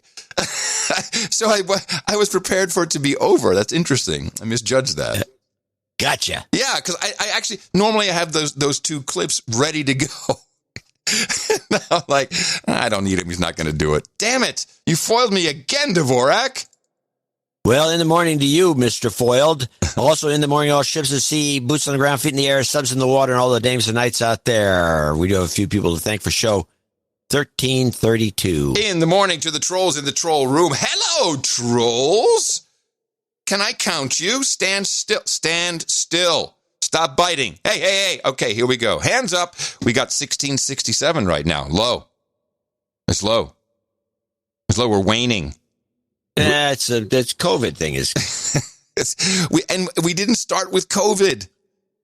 People dropped off with COVID. We're going to have a real drop off next Thursday. You'll find out. Let's mark it down. Oh no, next this Sunday. Yeah, we didn't start with COVID. We're headed to. At least when we get to LEAT, we might actually get somewhere. That's noagendastream.com where you can. Although I think LEAT falls on the days we're off. No, it doesn't. Oh, okay, good. No, I think I checked that specifically. Are you crazy? NoAgendaStream.com. We've got a live player there, live troll room. You can go in, chat to your heart's content, troll all you want. The live shows is fun. There's always something going on. There's always lots of people logged in. That's NoAgendaStream.com. And then we have NoAgendaSocial.com. You know, I discovered that a lot of the share links were still active. What does that mean? Oh, remember, I closed it down. I want to keep it capped at 10,000. So you can't register anymore. But a whole bunch of people had share links where you can share an invite. Oh, I did. Oh. I'm like, how to get to 10,100? I don't even know if I was able to disable it properly or not. Damn you. You've defeated my system, so I'm still working on it. NoAgendaSocial.com. It's a Mastodon server. Which only means the important part of that is it's federated, which means you can follow anyone at noagendasocial.com or message them. I'm at Adam at noagendasocial.com. He's at John C. Dvorak at noagendasocial.com. The Keeper reactivated her account. She heard about the purge coming up, and she certainly hasn't been on noagendasocial.com for over 2 years. So she was on deck, and she reactivated. So, you know, this is it's quite valuable to be a part of this. And then the art for episode 1331, it was the palindrome. Let me just bring it up here. We titled that one Brood 10, or Brood X is the way it was written, which is the correct way to do it. The artwork was Mountain J, who scores yet another one. And it was just, I mean, I even used a version of this for the pre-stream. She did about 4 or 5. This was the Clown World Order. And it was kind of no competition. Wouldn't you agree? Yeah, there's a couple of things we talked about, but let me see. We were going with So Daryl did Comic Strip Blogger did the Asian. There were a couple of Asian fevers, and now I will say there's one thing we take into consideration. The whole point of this is to have an exciting image when someone is looking at a list of podcast episodes in their podcast app, and a lot of apps barely even do that. So the other thing it's really good for is when we post the show on social media. That was going to be taken down. That could possibly get me taken off Twitter. The yellow fever with the Asian girl. Wouldn't you agree? Oh yeah, absolutely. The same with America's asshole with Chinese food and chopsticks. I mean, you got to be a little smarter about that. I think a lot of the guys just put it in just for the other artists to look at or for us to go, oh my God, this is terrible. Oh, that's possible. Yeah, well, it was Comic Strip Blogger who also put up another butt fart. He'll put a butt up every show. Some air coming out of it. Comic Strip Butt Man. Was there anything else that we liked? No, that was pretty much it. Okay. I'd like to do a little plug for, I told you I was working with some Israeli company, and they picked up Podcasting 2.0 and released a new version of their app earlier this week. It's called Breeze, Breez, and it's the first real podcast app that implements the Podcasting 2.0 value for value streaming payments. And did you see anything about this, John, by any chance? Nope. All right. Well, it made the Bitcoin news, and it made Podcast Business Journal. However, as an experiment, I would love for producers to take a look at it, give it a shot, see if you can make it work. If you're new, if you've never done Bitcoin, I'm more interested. I'll put a link in the show notes. The Breeze app, Breez. It's as for every minute you're listening to value from a podcast, you can send back micropayments of Bitcoin in value directly to the podcaster. And you'll see all of these images, and one day we'll get artists to be able to get a piece of the action. Who knows? NoAgendaArtGenerator.com. That's where you can upload your art. Already stuff coming in for today. Good stuff. It's just astounding what the artists do, and really appreciate all the work they do. It's part of the time, talent, and treasure of the value for value model, pioneered by this very No Agenda show. You give something, you give back what you've gotten in what you've received in return. We like financial donations, time, talent, treasure. There it is. Please, when you donate, make sure it's of impact to you. That's what value for value is. Whatever it means to you, could be a number, could be whatever. That's how it works. Whatever satisfies you, and it'll satisfy us. And we've been doing it for working on 14 years now. Let's look at our executive producers and associate executive producers who we credit as such in the show notes, who have come in real strong with the financial support today. Sir Paul, the trusted advisor, starts things off. That's been a while, I think, haven't we? Yeah, they came with 1331, the palindrome, which makes him a member of the 1331 Club. Yes, sir. Unfortunately, this is show 1332. Well, we'll give it to he's him. in Fort Worth. It requests Karma and Party Blowers for Brother John and fiancé Jennifer's approaching fall wedding. Oh. John and Jennifer. Home buying, also some Karma for home buying and human resource making. Oh, my gosh. The trifecta. Little girl, yay, and that's amazing. Jingles, por favor. You got a lot of work to do there with all this karma you want coming your way. Yay! Oh, my God, that is amazing! You've got karma. Matt Hersey, or Hershey, but probably Hersey, in Coeur d'Alene, Idaho, 336. Dude named Ben who hates the mouse. John is my spirit animal. 336 is your share of my modern stock gains this year. Do you think no jingles, no karma, Matt? Do you think he might have meant Moderna? Since it's capitalized? Modern. I know, but since it's capitalized, do you think maybe that was a spell checking error? And I'm guessing it probably was Moderna because its stock skyrocketed. Yeah. Exactly. Well, thank you very much, He could have made Matt. some serious money with that stock. Appreciate it, Matt. Michael Spillane, and I just read him. Frederick, Missouri, although I don't read him well. Frederick, Maryland. You do fine. 333.50. Birthday donation, ITM. When I realized the show 1333 would be just one day after March 27th, the day that completes my 50th trip around the sun, I knew it was time to finally donate. Unfortunately, this is show 1332. May I please have a de-douching? You've been de-douched. I was hit in the mouth by Sir J.B. of the DMV several years back, but I only listened occasionally until along came the scandemic and the lockdowns last March. I haven't missed a show since. John, thanks for the 2016 Bordeaux wine tip. Oh, yes. I'm curious whether you prefer those over 2013 Napa and Sonoma wines. Different animal.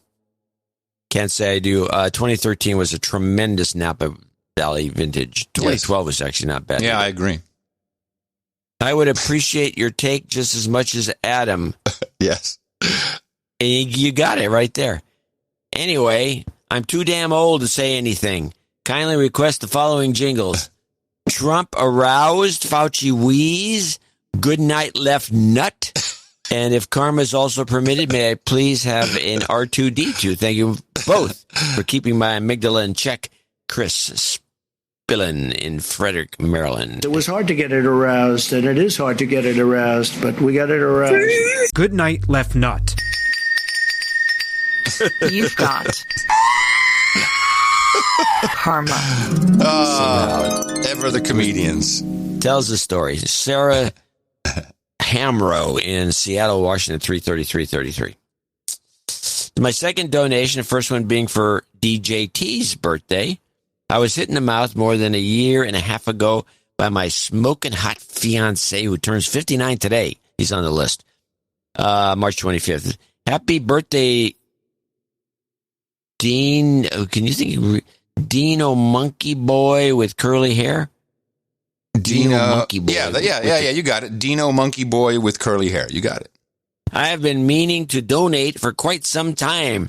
With this birthday falling on a show day, it was meant to be. Please call him out as a douchebag. You got it. Douchebag. Very strange, psychotic note. As well as wishing him a happy birthday. I love you very much, honey. And I'll kill you. For jingles, I would like some goat karma. Living the mac and cheese life, Sleepy Joe, and that's true. Thank you both for keeping it real. Yeah. Keeping me sane, giggling and laughing out loud. Sincerely, Sarah. Don't be calling our producers insane. But it was interesting. Living the mac and cheese life. Mac and cheese. Sheepy-do, sheepy-do, sheepy-do. That's true. You've got karma. I had forgotten about that one. That's a good one. Our no agenda kids are the best. And they're so abused by their parents. It's hilarious.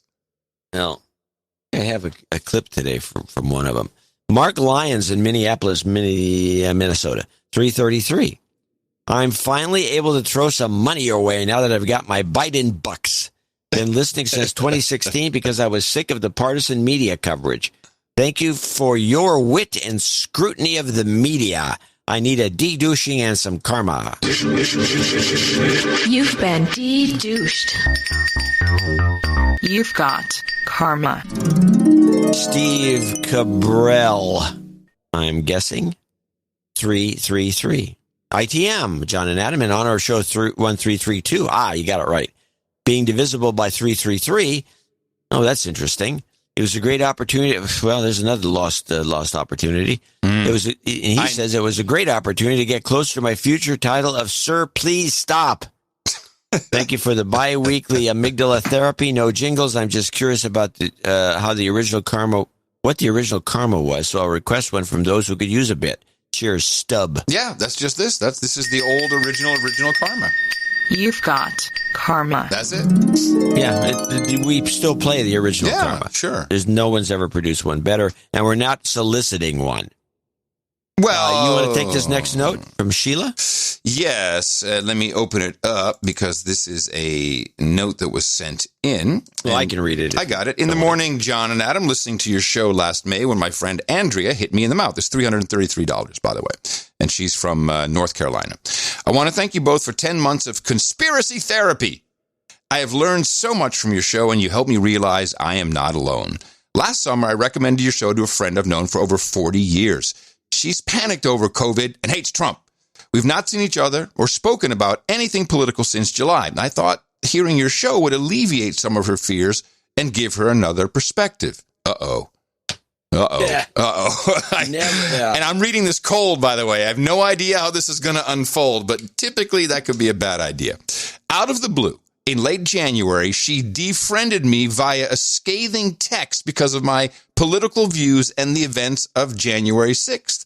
She also said she could not bring herself to listen to your show because of the comments she read about your show on Reddit. Oh my God. She went to the Reddit. So I have that blocked in the VPN. I can't even go to Reddit. So although I lost a longtime friend, I feel like I found 2 new friends in you. Thank you for your courage. Yes, we'll come over and hang out and drink Chardonnay. You lost a psycho friend. Yeah, exactly. Or a lame brain. You can use either word. Yes, I think you're right. It's sad, but it's what happens. Please accept my first treasure donation of $333. Not an original amount, I know, but here's why I chose it. The year I turned 30, there were a lot of threes in my life. My apartment number was 333. I paid an attorney $333 to help with a speeding ticket. I started waking up at 3:33 in the morning, or looking at the clock in the afternoon and it being 3:33 p.m. On my first Vegas trip last year, I played roulette on the line between 30 and 33 and won. This year, I've received notification of my annual salary adjustment and bonus on 3/3 at 3:33 p.m. The signs are clear. I was meant to love your show, or I am living a lie. You be the judge. Anyway, it's clearly time to donate. Thank you for providing valuable information and helping me not feel so alone in this crazy world. And if you would just tell me what the jingles are, because I wasn't ready for that. I'm sorry. Oh, okay, hold on. It's she wants a Sharpton. I got a Sharpton.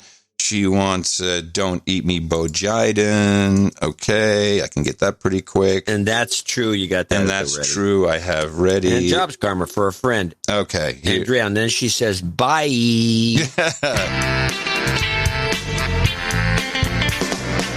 RESPICT. Don't eat me, Bojiden. You're scary. So scary. That's true. Jobs, jobs, jobs, and jobs. Let's vote for jobs. You've got karma. Now, she mentions a little PS here. Actually, I'm from the greater Raleigh area, but I just wanted to hear John say Fuquay Varina again. I think a lot of people... I always say Fuquay, I think. Fuquay, yeah. How do you pronounce it? Fuquay. Fuquay. It's also Sug Night. I should have known that, but I was confused. No, we knew Sug. Yeah, we hung out, popping bottles in the club with the Sug. Sug. Yeah, Sug. Sug, baby. Matthew Aitken, I think in Bellevue, Washington. Aitken. 3/24/03. Hi, guys. Oh, God. You're encouraging this behavior. I'm not. I'm just reading it. It's in all caps. What am I supposed to do? Wanted to send a birthday biscuit for my oldest human resource, Amelia, who turns 18 on 3/24. I continue to try and hit my human resources in the mouth, but this is how I ensure they listen to the podcast. Forcing kids to listen to the podcast. She turns 18. Very good. Very good. I'm proud of you. They're starting to realize that M5M is bombarding them with false narratives. We read a note from someone very influenced by that earlier in the show. We did. Keep preaching to us, and a little another one. R2D2 karma never hurts Matt. They always give me a biscuit on my birthday.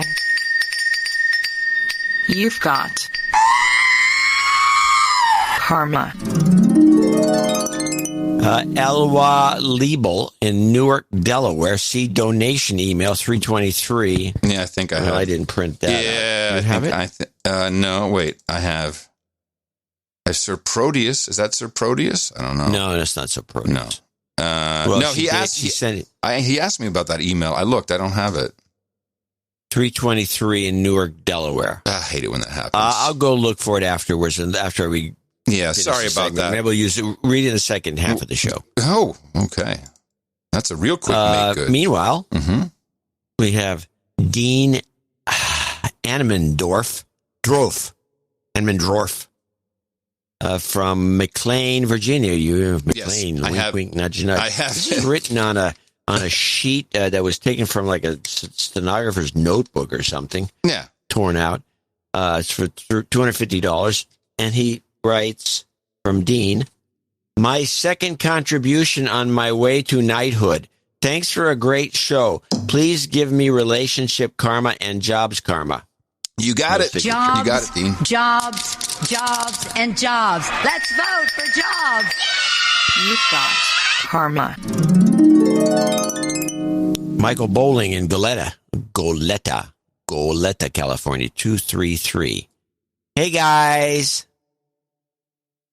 It's not me. No. That's not true because this was not capitalized. This was just, hey, guys. You could have just done the hey, guys, not hi, guys, like the other one was all caps. So, hey, guys. Sir Bowling of the Good Land, and we're here all week. Yeah.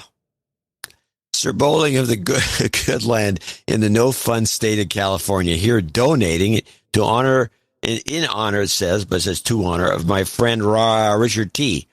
This is the weekend of the GBOMC Super Spreader event, his bachelor party. Nice. I like it. Although he's a man of the weekend, I still have to call him out as a royal douchebag. For never donating. And by the way, royal douchebag. Wait, how can he be Sir Bowling of the Good Land if he never donated? No, he's the guy. No. Oh, no, I'm sorry. His friend. T. I'm sorry. I was confused. Oh, good. I was confused. Yeah, Richard T., you douchebag. Well, not only that, he's a royal douchebag. A royal douchebag. That's a different category. We haven't seen that often. Hold on a second. I'm going to hit him with another one. Douchebag. That's for your crown. For never donating. Love and light for you two on the best podcast in the universe. Can you please send us some hangover karma as we are going to need it? P.S. Ryan H., John S., and of course James SOMFM are also major. Oh, we got more douchebaggers. Oh, okay. Let's do it again. We got Ryan H. We got Ryan, John, and James. We got John. And we got James. Douchebag. And I would say, yes, I have some hangover karma. A very wise man told me recently, now that you're about to get married, there is only one food product that will turn women off of sex. John, can you enlighten us? I don't know. Is it garlic? No, it was wedding cake. It was your joke. I can't believe you blew the Steve Allen classic. My jokes I just have to freeform. Oh, man. You've got karma. This is why we don't do bits. It was just recent. Maybe you sent it to me by mistake. I thought it was funny that you sent that to me. I think you're mixing me up. Okay. Virginia Watson, Ketchikan, Alaska, 21401. I have no note for Virginia. I think she's number 2 here. No, that's Sheila. No, don't have a note for her. Sorry. Let us know. We'll be happy to pick it up. Chasen Ibarra, Northridge, California. Hello. See, now that's a note. Hello. I'm sending in a donation of $200. How about this? Wait. How about hello? Nice. I think that's what he meant. No, we didn't stretch out the O's. This is just more like hello. And Chasen's, I don't know. I'm sending in a donation of $200 in honor of my smoking hot wife, DJ. Back in January, she sent in a donation for my birthday, but did not dedicate it and she got the producer credit. So it's only fair that for her birthday, she gets the public recognition for surviving a year of the scandemic while I get the producer credit. This show has helped the both of us stay sane during this bullcrap year. I introduced her to MoFax during the BLM riots, and she enjoyed the show a lot. I said, hey, if you like that, you'll love No Agenda. We are now both on our way to being knighted and damed. Love you, babe. You're the shit. Jingles, smoking hot wife. Yes, we got a boogity for you. And then he wants a That's True. And then a original Shut Up Slave. Yes, that's just the kid. And a goat karma. We got it. Thank you very much. The two of you. Chasen gets the credit. Boogity, boogity, boogity.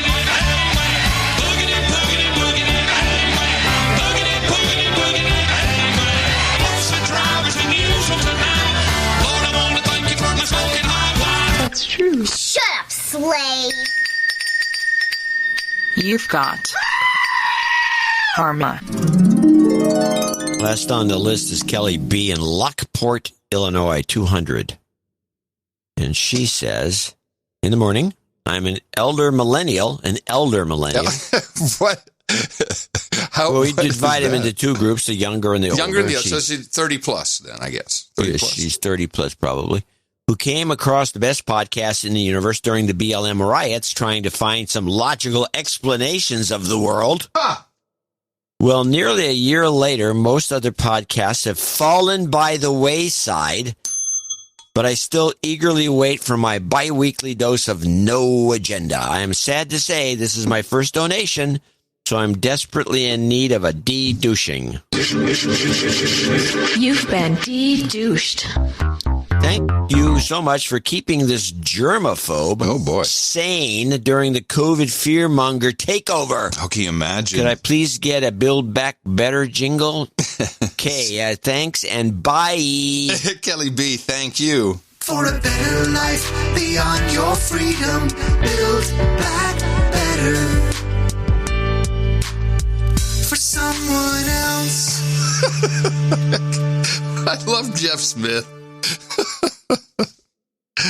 That's the plan, by the way. Did you know that the infrastructure plan is Build Back Better? Is it now? Yeah. Well, we'll wrap this up. And how about the potholes on Highway 80? Well, hold on. We'll play it in a moment. Let's wrap this up. Thank you. These are executive producers and associate executive producers. It's a real credit. Go ahead, look on IMDb. You'll see real Hollywood producers, not even douchebags. They are also enjoying the credit of being an executive or associate executive producer of the No Agenda Show. In this case, episode 1332. Thank you very much for participating in the grand experiment that we call our Value for Value. And we look forward to thanking our other producers, $50 and above, coming up in our second segment. If you'd like to participate in this, very simple. You go to a donation website we've figured out and have a jingle for. Dvorak.org/NA. Thank you for your time, your talent, your treasure, producing episode 1332 of the No Agenda Show. Our formula is this. We go out, we hit people in the mouth.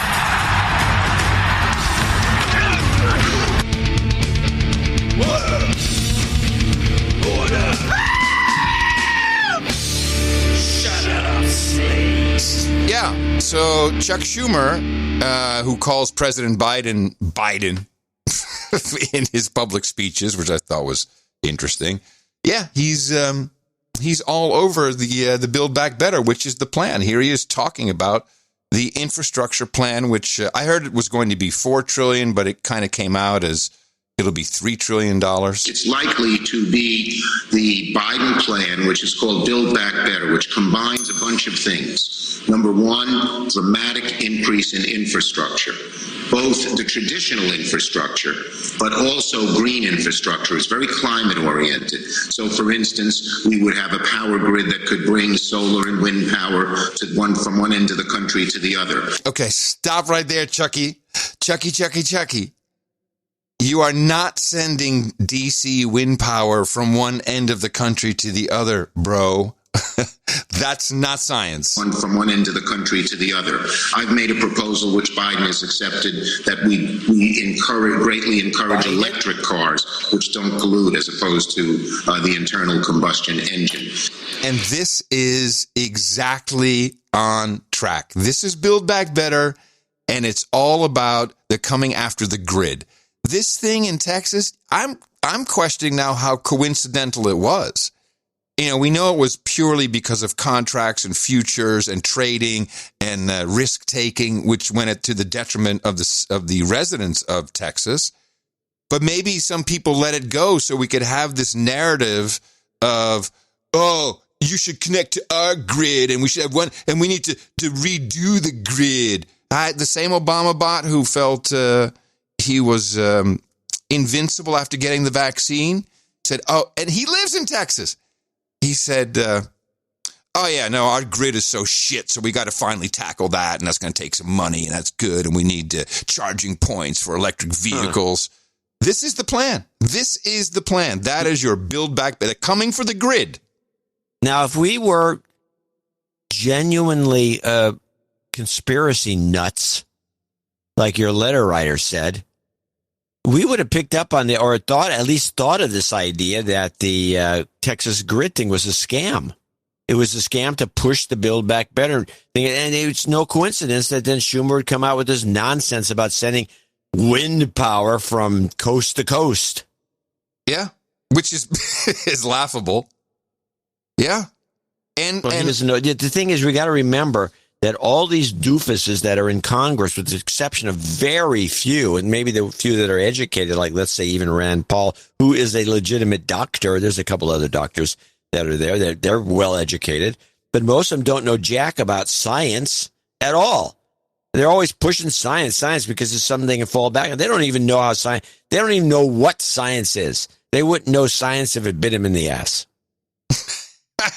Absolutely. Well, it's also a part of degrowthism, which is a term we should be on the lookout for. Degrowthism.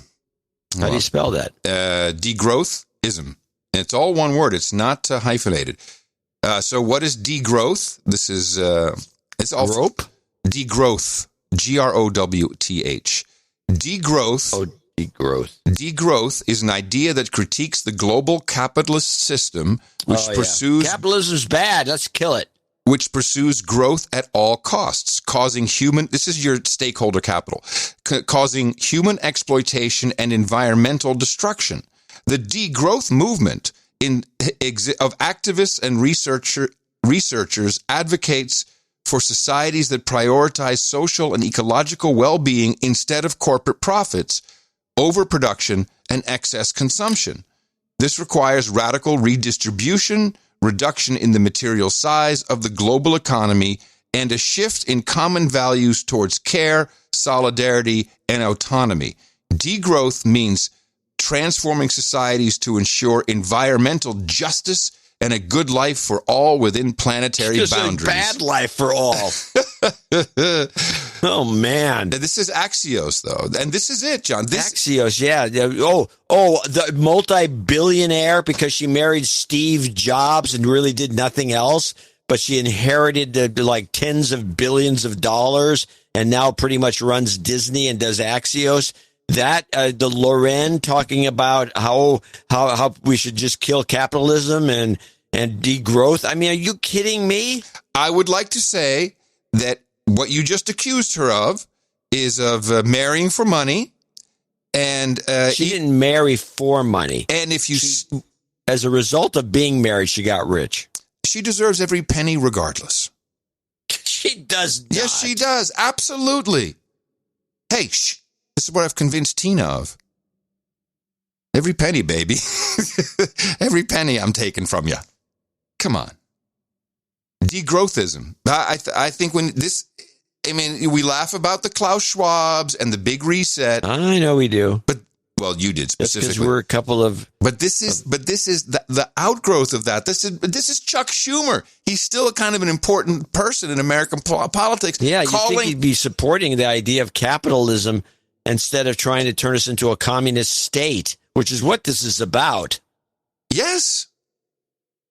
I know, and it sounds so boomerish when we say it, but you'll find out. I don't think it'll happen in America personally. No, it won't happen, but it's beside the point. The only reason it won't happen is because of guys like us carping on it constantly. Exactly.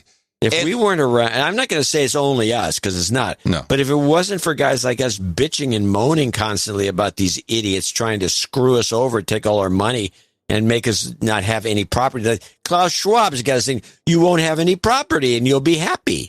Yes. What kind of an idiot? Who buys into that kind of thing? John. Okay.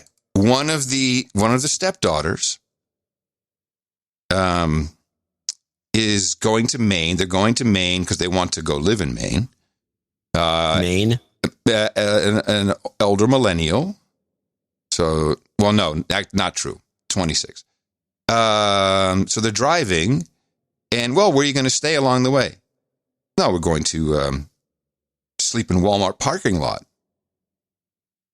There is a movement with today's millennials, a certain segment, who are into that. I mean, Tina and I are like, what? I mean, yeah, I've slept in an Airstream. It's safe, but why just pop into a motel? No, we like this. So they're going to pretend to be homeless. No, they just want to. No, that's not true. They just want to sleep in the car. In a weird way, I understand it. Sleep in a car. In a weird way, I get it. The car probably stinks enough. I mean, come on. So anyway, these attitudes do change, and we had the hippie culture, and people were into far out, man. Let's do that. Hitchhike. A good friend of mine, hitchhiked. Remember hitchhiking? We used to hitchhike all the time. Oh, I used to give rides to hitchhikers until I got sexually assaulted. Well, not really assaulted, but so. A friend of mine actually hitchhiked coast to coast. Back when it was just cool. Yeah, he made it. It was the American way. It was the American summer dream to hitchhike. Sharing. It was sharing. Ride sharing. It was ride sharing. We're a very sharing country. And we share. And the keeper and I, we were realizing last night that we are living truly in the simulation. And what I mean by that is, I think she was listening to Victor Davis Hanson podcast, which, I love Tina for this. She gets soaks up all that stuff. I didn't have a time to clip anything because he's not really that clippable, at least in any reasonable time frame. And maybe with some other articles she's talking about where you have the the librarian people. So this is the whole middle class. You and I are a part of that. And it's, the educated, the scholars, the professional business class, a lot of them very left-leaning. And then you have what's classified as the boat people. And this is, small business, the people who have a boat who could participate in the Trump boat trains. And it's a lot of people, and they're all struggling. These are elites, really. There's too much of us. And so this is why the cancel culture is kicking people out of this relatively small area. And it may only be 5 or 10 million people, tops, who are on Twitter, and this nonstop spin cycle, because it goes from Twitter through the cable news, and the cable news talks about the way the other cable news talked about it, and they go back and someone's calling someone out, and then, someone got deplatformed. Wow! And it's become a simulation that we enjoy living in, particularly when we can see other people getting taken down. It's become a reality show, no better proven than in this clip that one of our producers sent to me of MTV's, I think it's called Ghosted. And this is it's a reality show. I've never seen it. I think I've heard about it. And it's kind of like a bachelor friend show, but you can be, if someone ghosts you, then basically they're not answering your texts, they're not answering your emails, as if you don't exist. And this is now entertainment on MTV, my alma mater. Thank you, MTV. Where cancel culture is now being positioned, and it's all this part of it, which we have to get our heads out of from time to time. I like marijuana. It's become a full-on game show.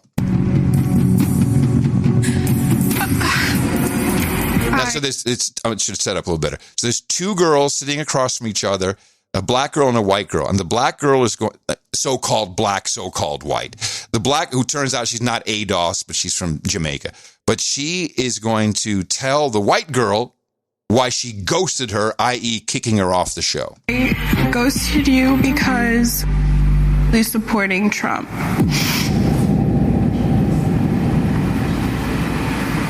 When I saw these posts before you deleted them. What's that photo of? Whitney posted about the inauguration and seemed like you were very enthusiastic about it. There were posts on Whitney's page from the inauguration. On this one, it says Trump's inauguration was empty, and then it's a photo of it clearly not being empty. In posting that, you are showing support, and it really just broke my heart. I didn't want to make you feel like you had to believe a certain thing in order to be my friend. How do I explain all of the experiences of my life and my family's life and say, please don't support him for this reason or that reason? I couldn't. It was like trying to explain my whole life. My mom's from Jamaica. My dad's from St. Kitts. Like, those are two of the countries that he was talking such horrible things about. I could never support that, and I could never stand by and watch someone who I love so much support that. And that's why I want you to, it's almost over. I want you to listen to the white girl's response. Ghosted you. First of all, I want to say thank you for finally telling me. Second of all, I want to say, like, I'm honestly kind of shocked that that was the reason. Like, I was not expecting that at all. I'm kind of mad because this is why ghosting is so messed up. If you had texted me and said, what's up with the Trump stuff?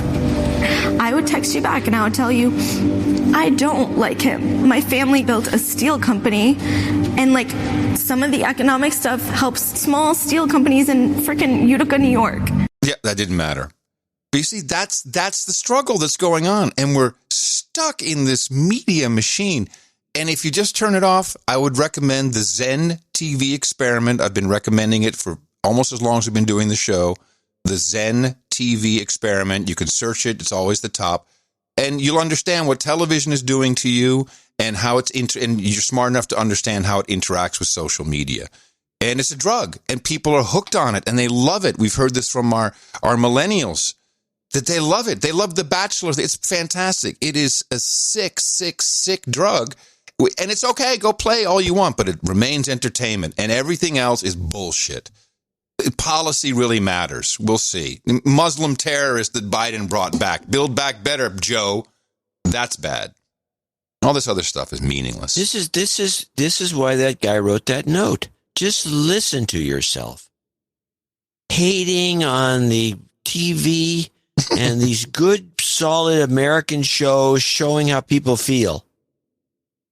You're just a negative Nelly. I said it earlier. I'll say it again. For a better life beyond your freedom, build back better for someone else. We got a full jingle package.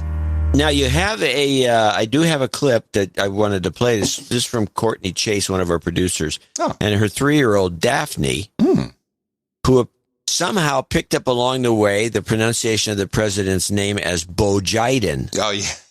And it's all she does is talk about Bojiden. And here's a little clip. Here's a little clip of I love this. Of Daphne. Bojiden says to wear both masks. How many masks? 2 masks. Who says that? Bojiden. Aww. So cute. Bojiden says you have to wear both masks. You need to get Theodorable, man. How's he doing? Oh, we're getting there. He's almost at the point now where he can produce some material. And he's got just the right voice, that little boy's voice. Of course he does. I'm sure he does douchebag really well, doesn't he? He's got the douchebag pretty much well when he wants to say it.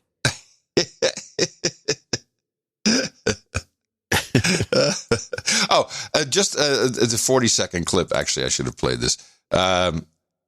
This is happening. You know, people are stepping away from the drug. They are stepping away from the madness, and it's because Trump is gone. Now and me too. I'm also like, okay, I'm a little more relaxed. Former President Trump's exit from the White House coincided with a slump in ratings for cable news channels and digital news sites, according to a Washington Post analysis. Data from media tracking firm ComScores, as well as the Nielsen Company, indicated drops in traffic across websites for the Post, which lost roughly 1/4 of its monthly web traffic, as well as the New York Times, which lost roughly 17% of its traffic over January and February. In the cable news rating wars, CNN lost 50% of its primetime audience over the first few months of 2020, according to the Post, while MSNBC lost more than 1/4, and Fox News lost just 6%, causing CNN to lose its briefly won ratings dominance for the month of January. Yeah, of course. It's annoying. No one wants to hear it anymore. Turn on MSNBC. That's my go-to, man. MSNBC all day long. Domestic violent. What did I hear? MRDVEs is now the latest term. It's crazy. And like, oh shoot, I have to look it up. It's in the show notes. I mean, they're just going nuts. Yeah, here it is. The under the purge is where I put that kind of stuff. Here now. This was from Office. Yeah, the Director of National Intelligence. Classification of DVEs. I'm not going to read the whole thing, but you have RMVEs, which are racially or ethnically motivated violent extremists, and MVEs, which is militia violent extremists. And then you have the most lethal. They present the most lethal DVE threats, with the RMVEs most likely to conduct mass casualty attacks against civilians. And by the way, they're looking at knocking on your door to see if, a red flag or something. Oh, here we go. RMVEs. They are DVEs with ideological agendas derived from bias, often related to race or ethnicity. Well, that's MSNBC. Held by the actor, MSNBC, against others, including a given population group. Now, we also have animal rights environmental violent extremists, the so-called AREVEs. Oh, my God. We have the abortion-related violent extremists, also known as Christians. We have, it doesn't say that. We have anti-government, anti-authority violent extremists, also known as podcasters. Ooh. Sovereign citizen violent extremists, the SCVE, or you can be an AVE. Oh my goodness, an anarchist violent extremist. This is an actual document. Anything to get more budget. Yeah, you're right on that, man. Hey, do you want to take?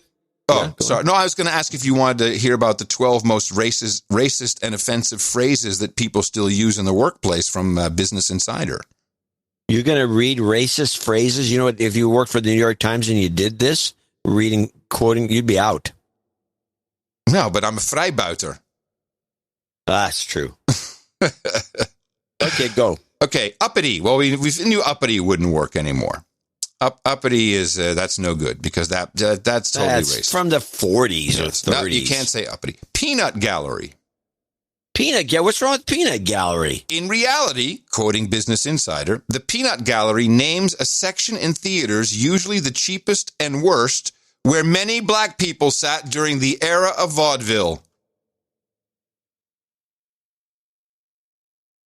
I'd like to see that documented because my understanding of the peanut gallery all came from Howdy Doody. He had a peanut gallery. Well, Howdy Doody was clearly racist. Well, it's possible. Looking back on it, it might be true. Jip, but I think you and I. But wait, peanut. Okay. I'll give the peanut gallery. That's interesting, but that's not what it means when you use it. You mean just a. Well, okay. I'm just telling you what Business Insider says. Which is one of the most globalist pieces of crap published. Go on. Jip. We say I got gypped on that. Well, we know that is. They've been bitching about this forever. It's a good term. Paddy wagons. Now what? Paddy originated. That may be a show opener. Holy crap. You got me with that one. That was an original. It originated in the late 1700s as a shortened form of Patrick and then later a pejorative term for Irishman. Wagon usually refers to a vehicle. Paddy wagon either stemmed from the large number of Irish police officers or the perception that rowdy, drunken Irishmen constantly ended up in the back of police cars, according to... Well, make up your minds. If it was the Irish that named it a paddy wagon, they're Irish cops and Irish drunks. I mean, okay, I'm giving that. I'm not going to... What else are you going to call it? Next on the list, bugger. Bugger? Bugger. When you call someone a bugger, you are accusing them of being a sodomite, at least according to the original. The original Buggery meaning. lurks. Buggery. The term stemmed from Bogomils, who led a religious sect during the Middle Ages called Bulgaris. Through various languages, the term morphed into bugger. Many considered the Bogomils heretical, and thus, they said, approach sex in an inverse way. I think these days, bugger is a compliment, isn't it? I mean, don't you get all kinds of anal sex education when you're a 6? Hey, bugger. I don't know who this offends. Hooligan. Also not okay. Since when? Since Business Insider says it. Again, it's an anti-Irish thing. Oh. But how about this? Eskimo. What? Eskimo. Yet that is... We can't use Eskimo anymore? Nope. Eskimo comes from the same Danish word borrowed from Algonquin, Ashkimek, which literally means eaters of raw meat. So what? That's what that's what the Japanese do. We eat sushi. What's the difference? I love raw beef, by the way, if you can get it safe. Tartare. Or in Holland, the filet Americain. So good. Other etymological research suggested could mean snowshoe netter. Either way, when we refer to an entire group of people by their perceived behaviors, we trivialize their existence and culture. Let's start using the proper term, like Inuit. Well, how do they keep using white males then? That should be banned. Sold down the river. It's not okay. That's racist. It's racist. It's not. NPR usage is not racist. NPR reports that during slavery in the U.S., masters... We know what it means. I didn't know this. Oh, yeah. When the slaves that really were acting up and had giving the uppity. We're uppity, John. When the slaves were uppity, sell them down the river, which meant they were sent to plantations, Florida, in Mississippi. It says here. Yeah, well, Mississippi, Florida, any place south of way down there, no one wanted to go there because it was too far away from the escape. I should have ripped the bong. Eeny, meeny, miny, mo. Totally racist. Well, if you follow it up, yeah. Yeah. Hip, hip, hooray is anti-Semitic. Oh, anti-Semitic. What? Yes, because hooray conveys as much merriment as the full version, huzzah. It's now racist. How is huzzah racist? I don't know. It's as you said, it's a piece of crap publication. I'm kind of sorry I brought it up now. Yeah, I am too. But it shows the mania that we have there. Wait. I got one last one. This is from a producer. Anonymous. I work for a county auditor's office. I'm omitting the state. I manage all of the GIS mapping mapping for appraisal work, but our office also prepares the comprehensive annual financial report for the country's finances each year, also known as the CAFR. It's an acronym, Comprehensive Annual Financial Report. And he forwarded me a copy from his boss. Could you please change the word CAFR to Comprehensive Annual Financial Report on the homepage?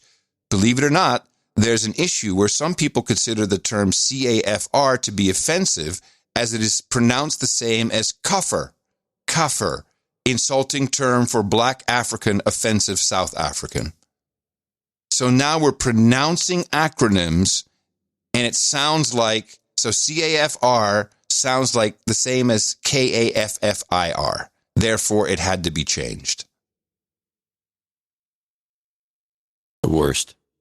Off the deep end. These people should be ashamed of themselves for promoting this way of looking at life.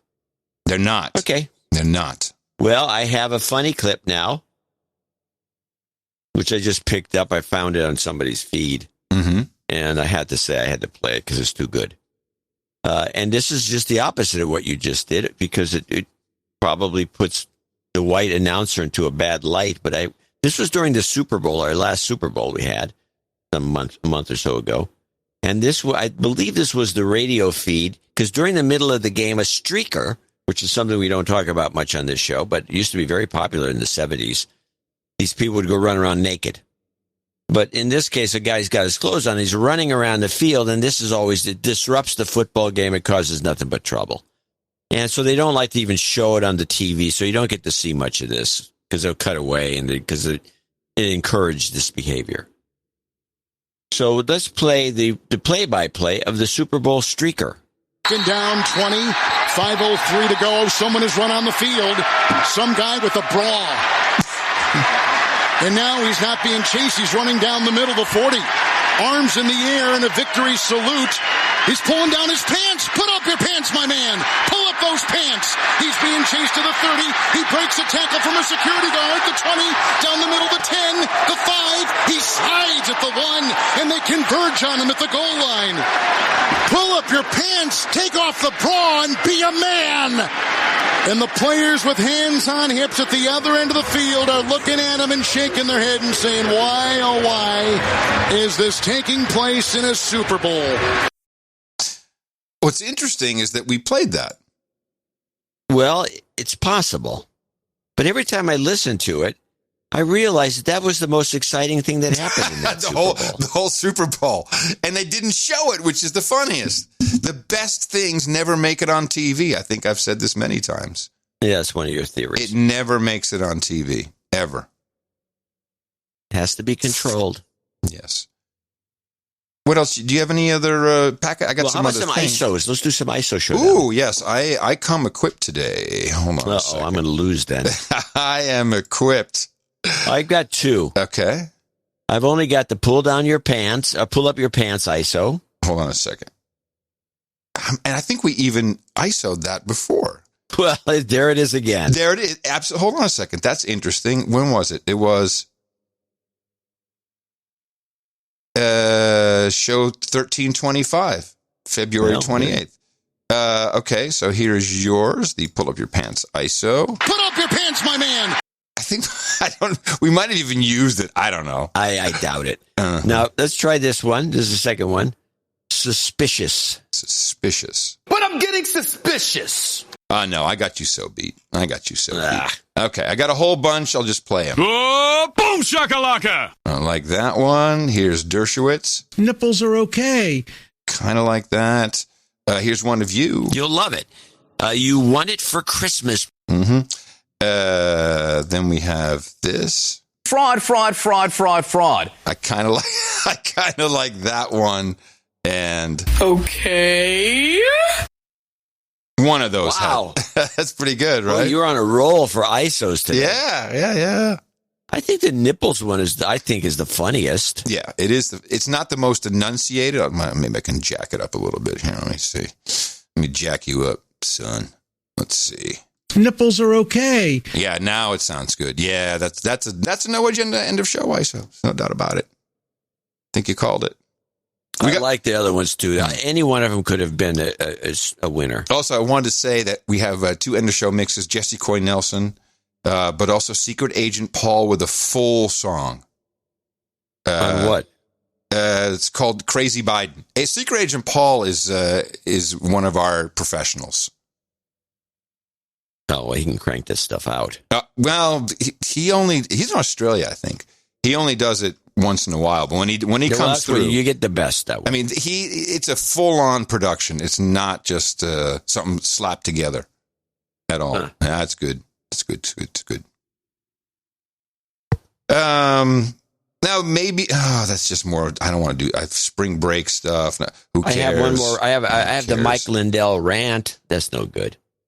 What is the Mike Lindell from the My Pillow? The pillow guy, yeah. What's his rant about? He's ranting about Fox. He thinks Fox is chicken shit. That they won't. Well, it's only 23 rigged election. It's only 23 seconds. Here, let's listen to Mike Nandel. I want to say one thing there. Here's things that don't make sense, everybody. Let's just talk about Fox. You're already sued. It's too late to close the gate. The cows are out of the barn. Why can't people go on there and say their free speech then? You're already sued, Fox. What do you have? What, are you going to get double sued? What's the matter with you? And I will say that straight out. It makes me, I'm so, what are they in on? I don't get it. Is it a fake lawsuit? Now, this is actually worth discussing. I said actually, I'm saying it too much. This is worth discussing because... Yeah, you are saying that. Yeah, I'm trying to stop it. Sidney Powell filed a motion to dismiss Dominion's lawsuit against her, and this is relevant to Mike Lindell, who is also being sued. And let me just get this clip here. And so what she filed... has been turned in the press into the following. Sidney Powell acknowledges the big election, the big lie about the election was just that, a big lie. Because in response to Dominion's defamation lawsuit, Powell's lawyers say reasonable people wouldn't buy her claims. And this is how CNN reported it. Jake Tapper. In our politics lead, she was one of the most prominent voices pushing the big lie on behalf of Donald Trump. But now, right-wing lawyer Sidney Powell is admitting that the big lie was, well, a big lie. Using the old, you weren't supposed to actually believe me defense, previously deployed by Fox News, in the face of a $1.3 billion defamation lawsuit from Dominion Voting System. CNN's Sarah Murray joins me now to discuss. Powell is basically claiming these claims were political theater, but she filed them in court, Sarah. That's right, Jake. And you point out former President Donald Trump really elevated her profile. She was known for peddling these kind of right-wing fringe conspiracy theories, but he elevated her by bringing her into his legal team, and she was one of those voices we saw out there peddling these unsubstantiated claims about election fraud. So now in a new court filing, her attorneys are arguing these were just her opinions, that it was up to the public to form their own opinion about whether votes were actually changed by these election machines. And one of the lines in this court filing, her attorneys say no reasonable person would conclude that the statements were truly statements of fact. Now, of course, Jake, that's not how the former president, his legal team, Sidney Powell, even when she was distanced from the former president, represented this. They went out and told the American public that this was definitively what was happening. And this is a fantastic moment to deconstruct the media. They have taken a lawsuit which deals with tort law as she's being... Lies. Oh, yeah. Well, no, that line is in there, but I'll just read the summary. No, I'm not talking about that line. I'm talking about the way they read it. They're turning it into a lie. Well, let me just read the table of contents so you understand what this lawsuit is about. Court lacks personal jurisdiction over defendants. Plaintiffs did not allege, nor does the court possess general jurisdiction. No basis, failed to establish, and here we go. Venue is improper. Complaint fails to state a claim. And then the statement alleged and complaint are constitutionally protected and not actionable. The challenge statements relate to matters of public concern. Dominion is a public figure. The statements at issue are protected, not actionable. Plaintiffs cannot show the statements at issue were made with malice. The complaint. So this is a tort lawsuit, which she's answering completely correctly. But what it's turned into is they've taken one line. And of course, you can't sue someone for defamation if you really believe something's true and you're trying to prove it. So this is about, is it defamation or not? And they take this one line and the headline, and I've gotten hate mail. You asshole, don't you see? She was lying. Did you know it was a lie? It was a lie. You bought it. Hook, line, and sinker. Go to visit Alex Jones. That's not the voice I prefer for that guy. Okay, well, I'll work on him. I like the gravelier voice. Oh, okay. So also hurts your throat. Apparently. It does, yeah. But it, so Vox, they repeat this all over everywhere, and they've turned it into, Sidney Powell was just lying. Trump was lying. She was just doing it to be a public figure. And it's just a court filing that is explaining her case. Like, how can you claim defamation when it's so crazy and out there? This is not I wasn't trying to defame you. No reasonable person would think that was going to defame you, although I would. But it's legalese. I get it. It's just interesting how the media picked that up and turned it into that. And people are believing it. You're headline readers. Worse. You're people who read the headline the person on Twitter put when they posted the headline. Get out of the machine. I don't know. There's nothing you can do about it. It's what we do on this show is look for this sort of thing. Yeah, exactly. I just thought I'm that sorry was fantastic. that guy wrote you a note saying you took it hook, line, and sinker. Oh, yeah. Huh? Yeah. Well, who cares? You would have said Pechenik, maybe. I have some... Sorry. I have a quick two-parter from China, which was just insightful from the same anti-constitutionalist, Fareed Zakaria. Oh, that guy. Well, it's interesting to listen what the true douchebag elites think, or at least what they're communicating. Here he is on China versus the USA in general. Welcome to the new age of bloated Pentagon budgets, all to be justified by the great Chinese threat. The United States has nearly 20 times the number of nuclear warheads as China. It has twice the tonnage of warships at sea, including 11 nuclear-powered aircraft carriers, compared with China's 2 carriers, which are much less advanced. Washington has over 2,000 modern fighter jets, compared to Beijing's roughly 600. And the U.S. deploys this power using a vast network of some 800 overseas bases. China has 3. China spends about $250 billion on its military, which is a third as much as the United States. Michael O'Hanlon of the Brookings Institution notes that if China were in NATO, we would berate it for inadequate burden sharing, since its military outlays fall well below NATO's 2% minimum. So, I guess the message is no big deal. No big deal. Man, those guys, our Secretary of State and the DNI, you know, in hindsight, when they went to Alaska, I'm thinking maybe they were like, you know what? We'll be tough on China. We'll show everybody. Let's show them we're tough. We're tough guys. They came in as tough guys, and they got their asses beat. Well, that brings me to a clip.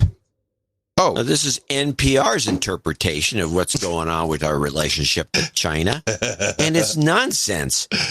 What's actually happened? I'm gonna give away the clip. This is the Blinken clip. It should be up at the top. Mm-hmm.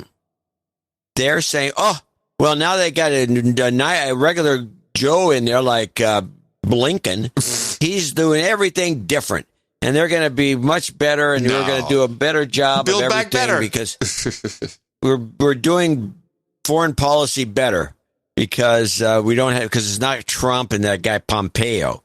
And then if you listen carefully to the clip, they've changed nothing, but they tell you they changed something. Now listen to this clip. Secretary of State Antony Blinken has met European Union leaders after spending most of 2 days consulting with NATO allies. Terry Schultz reports one of Blinken's top aims is to convince European governments to scale back their ties with China. Secretary Blinken is taking a much different approach to Europe's relationship with China than his predecessor Mike Pompeo did.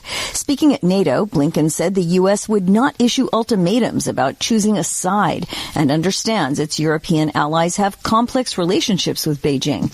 But he urged them to think twice about partnering with China. It is actively working to undercut the rules of the international system and the values we and our allies share. After a meeting with EU Foreign Policy Chief Josep Borrell, the two announced they will restart an initiative originally agreed to by Pompeo to hold regular high-level talks aimed at coordinating China policy.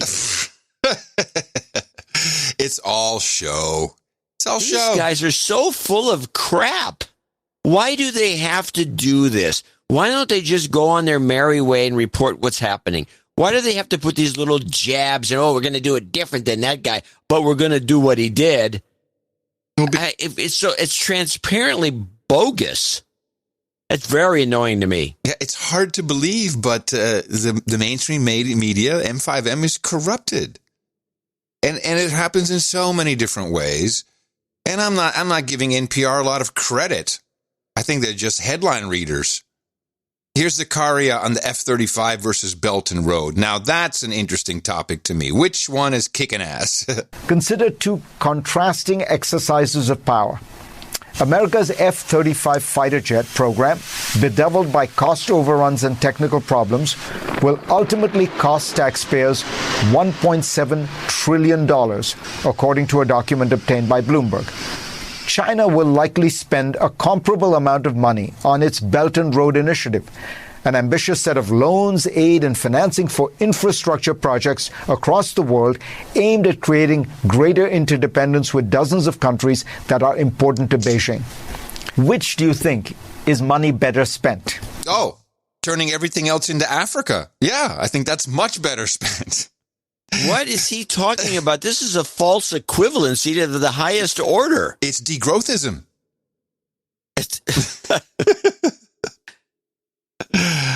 Can you believe that guy? That guy's shameless. Yeah, but that's council on foreign relations.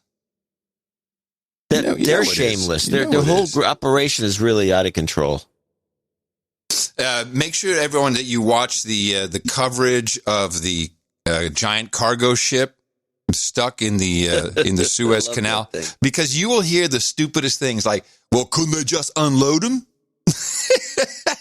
Can't we just unload the containers, let the air out of the tires or something? And, do you know how many ships go through the canal every day? 50 ships. And this is oil prices can spike from this. Well, a lot of the oil tankers are small enough they can go through the alternate canal. There's two of them. Oh, okay. That's good. And that's the big giant one that specifically was designed for these sorts of boats. Monster, mega tonnage, massive boats with cargo containers on them. And it's really unfortunate that this happened. Yeah. Well, you never know. Do you know it's going to take, by the way, this is not going to be fixed in a week. No, there's a story from, who wrote this story? They can't get tugs in there. I don't know what they're going to do. I'm going to give this to the trolls. They got to see this. They won't believe this shit. There's a story in, let me see if I can paste this. There's a story in Vice. Hold on. Take a look at this, trolls. There's a story in Vice that the cargo ship, before it got stuck in the Suez Canal, they looked at the data points, the GPS data points, or the transponder in this case, and it's a giant dick with balls being shoved into a butt. I swear to God, that's... Oh, yeah. This is comic strip blogger again. No, this is Vice. Oh. A cargo ship drew a giant dick pic in the ocean, then got stuck in the Suez Canal. Yeah, okay. Sure. Okay. Well, when you see it, you'll go, oh, wow.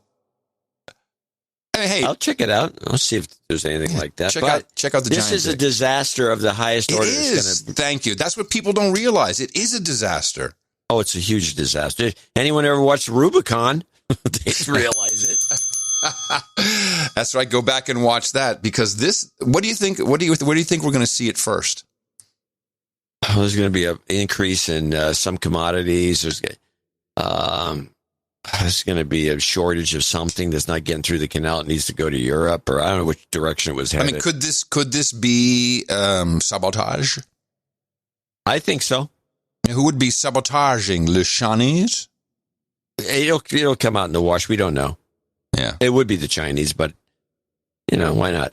Well, okay. The problem is the Evergreen's a Taiwanese company, so there may be something that may have something to do with it. Ooh, Evergreen, one of the largest shipping companies in the world. Shit, that's burying the lead. Well, how come China isn't out there yelling? See, we should take over them. They're not running things right. Maybe that'll come. Maybe that's part of it. Should be noted that Evergreen is a massive shipping company and it's Taiwanese. They may be run out of China nowadays because everything else is, but it's Taiwan. In fact, Evergreen was the company that first really started pumping out Chinese stuff to the United States. Isn't that weird? So come in. So Evergreen is a Taiwanese company who ships all the Chinese product, and yet China is pissed that I mean, what is the problem? I don't know. I don't know what to do. Again, this will come out in the wash. We have no idea. We have to start looking into it. There will be some blogger or some podcaster who will. One of those domestic violent extremists. I'm going to show my support by donating to No Agenda. Imagine all the people who could do that. Oh, yeah, that'd be fab. Yeah, on No Agenda in the morning. We do have a few people to thank for show, and this is show 1322, as I recall. And we start with Jeff Stonegrabber in West Seneca, New York. And he comes in with 122.50, and he has a birthday call out, which will. I'm sorry. I'm getting set up for everything. So if I'm asking for me to look. Andrew Christensen in Montgomery, Texas, needs a de-douching. You've been de-douched. That's his smoking hot wife, Gretchen, who got that de-douching. In Montgomery, Texas, 118.14, anonymous, $108. Ian Field in Eastleigh, Eastleigh, Hampshire, UK, 100. Michael Gaston in Pittsford, New York, 100. Baronet Sir Lineman of the Net, 81.18 in Anna, Illinois. Comes in almost every show. Brian Klimzak in Naperville, Illinois. You know why he comes in every show? He's trying to get the meme started. 8118, he calls the Governor Cuomo pierced nipple donation, which is cute. Oh, that's right. I forgot all about Governor Cuomo's pierced nipples. Now that's that guy. That's something for the Brian Klimzak in Naperville. I said already is 75. Sir Dodger of Panhandle in Pensacola, Florida. Obviously in the Panhandle, he's got a birthday 6969. Jesse Parker. 6660. David Forbes, 6006. We know what that means. Anonymous 5510 in Pinehurst, North Carolina. Anonymous donation. Birthday coming up. Ronald Schul, another birthday, 5432. And it's for his smoking hot wife, Jennifer. John Gaynor in Aldie, Virginia, 5280. Sir Woody Barron of Blood Run in Sioux Falls, South Dakota.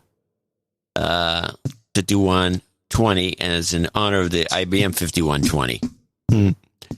Conehead, the Barbarian in Vancouver, Washington, 51. Forrest Martin, 5005. And now we got the $50 donors. This is a very short list, people, so hopefully we can pick it up for Sunday. Kevin Silverman in Severn, Maryland. Christopher Kanaiha, I think, in Washington, Pennsylvania. Christopher Knia, he requests karma for his doomed marriage.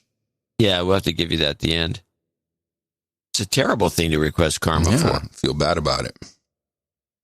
Probably has a wife that hates the show. She's the one who wrote that note earlier. Alexa Delgado in Aptos, California. Sir Patrick Maycom in New York City. Todd Grubb in Capac, Michigan, or Capac. I don't know. CAPAC. And last, Jesus Allen in Austin, Texas, $50 donor. We want to thank all these folks for helping get the show 1332 off the ground. Yes, appreciate that. And also all of the donations that come in under $50. It's an anonymous cutoff for us for the show, but we do have a lot of people who are on the multiple subscription options. These are sustaining donations. They do help a lot on the more meager days. At least we have some base.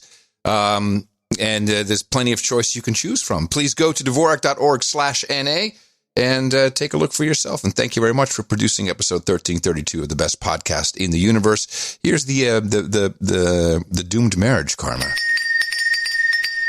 You've got karma. All right, now go donate. Dvorak.org/NA. It's a birthday. All right, today today, it is the 25th of March, 2021. Whoever thought we'd make it this far, here's the birthday list. We've got Matthew Aitken saying happy birthday to his daughter Amelia, who turned 18 yesterday. Sarah Hamro, happy birthday to her smoking hot fiance, Dino Monkey Boy with curly hair. He turns 59 today.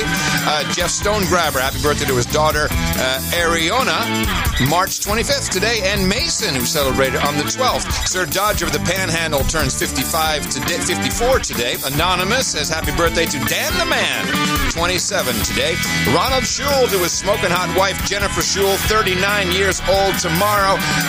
She'll remain that forever, my friend. And Michael Spillin, 50 on the 27th. Happy birthday from everybody here at the best podcast in the universe. It's your birthday, yeah. We have 0 knights and dames. No title changes, no nothing. No nothing in that category. Nothing. So we can speed ahead to the segment where we talk about the best part of the show. It's the No Agenda Meetups, where you go meet real people in the real world and exchange ideas. You'll get along just fine, but you'll be amazed at the different kinds of people that are there. Different color, creed, background, religions. It's fantastic. They are the No Agenda Meetups. You can find them at noagendameetups.com. No Agenda Meetups. And they are indeed just like a party. We go to 505 Albuquerque, New Mexico for their meetup report. 505 Albuquerque meetup. Hey, this is Jeff from Albuquerque in the morning, and having a good time here at the 505 meetup, and glad that Michael could join me here. Have a good one. Bye. ITM, this is Michael. Drove down from Santa Fe for this 505 Albuquerque meetup. It was great to meet Jeff and talk about all things No Agenda. In the morning. In the morning. No Agenda is the best podcast in the universe. So produced. I love it. Nice. Let's see. Onward to Max Headroom. Let's see how Pittsburgh did. Okay, we're actually recording now. Hello, everybody. This is Mike in the morning, a.k.a. the Nighthawk. We are at the best chili cook-off in the universe. Here's our hostess with the mostest, Emma. In the morning, we had a great time. Lots of chili eating, some fixed election stuff, and it was really fun. Really just thankful for the No Agenda community. All right, let's go around and say hi to everybody. This is Jason in the morning. And they're turning the frogs gay. Oh, not bad. And this is Megan. Hey, this is Sir Andrew, Knight of the Unapologetic Males in the morning. We'll fix it in post. In the morning, this is Eric. Hi, this is Jay. Hey, Sir Molten Cheese here. It's Jennifer. This is Michael. Oh no, you missed the Obama phone! Hi, Sir Fahrenheit here. Sir Signaled Virtue and Lady Signaled Virtue. Hi. Stay safe. Bye. Another great production. Very good, Pittsburgh. Oh, we're going to have an award of this pretty soon. Don't you think? This is perfect for an award show. Absolutely. Somebody in there did a Marge Simpson or something. There was a couple of good things in there.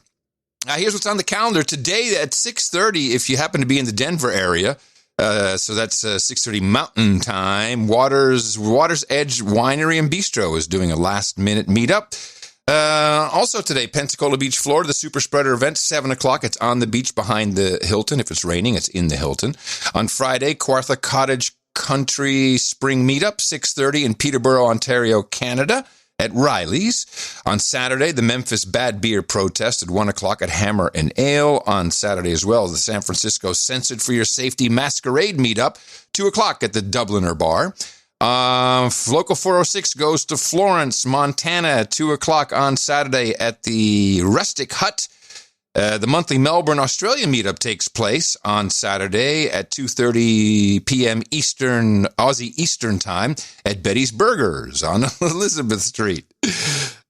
You know, people should be giving you people free food for this.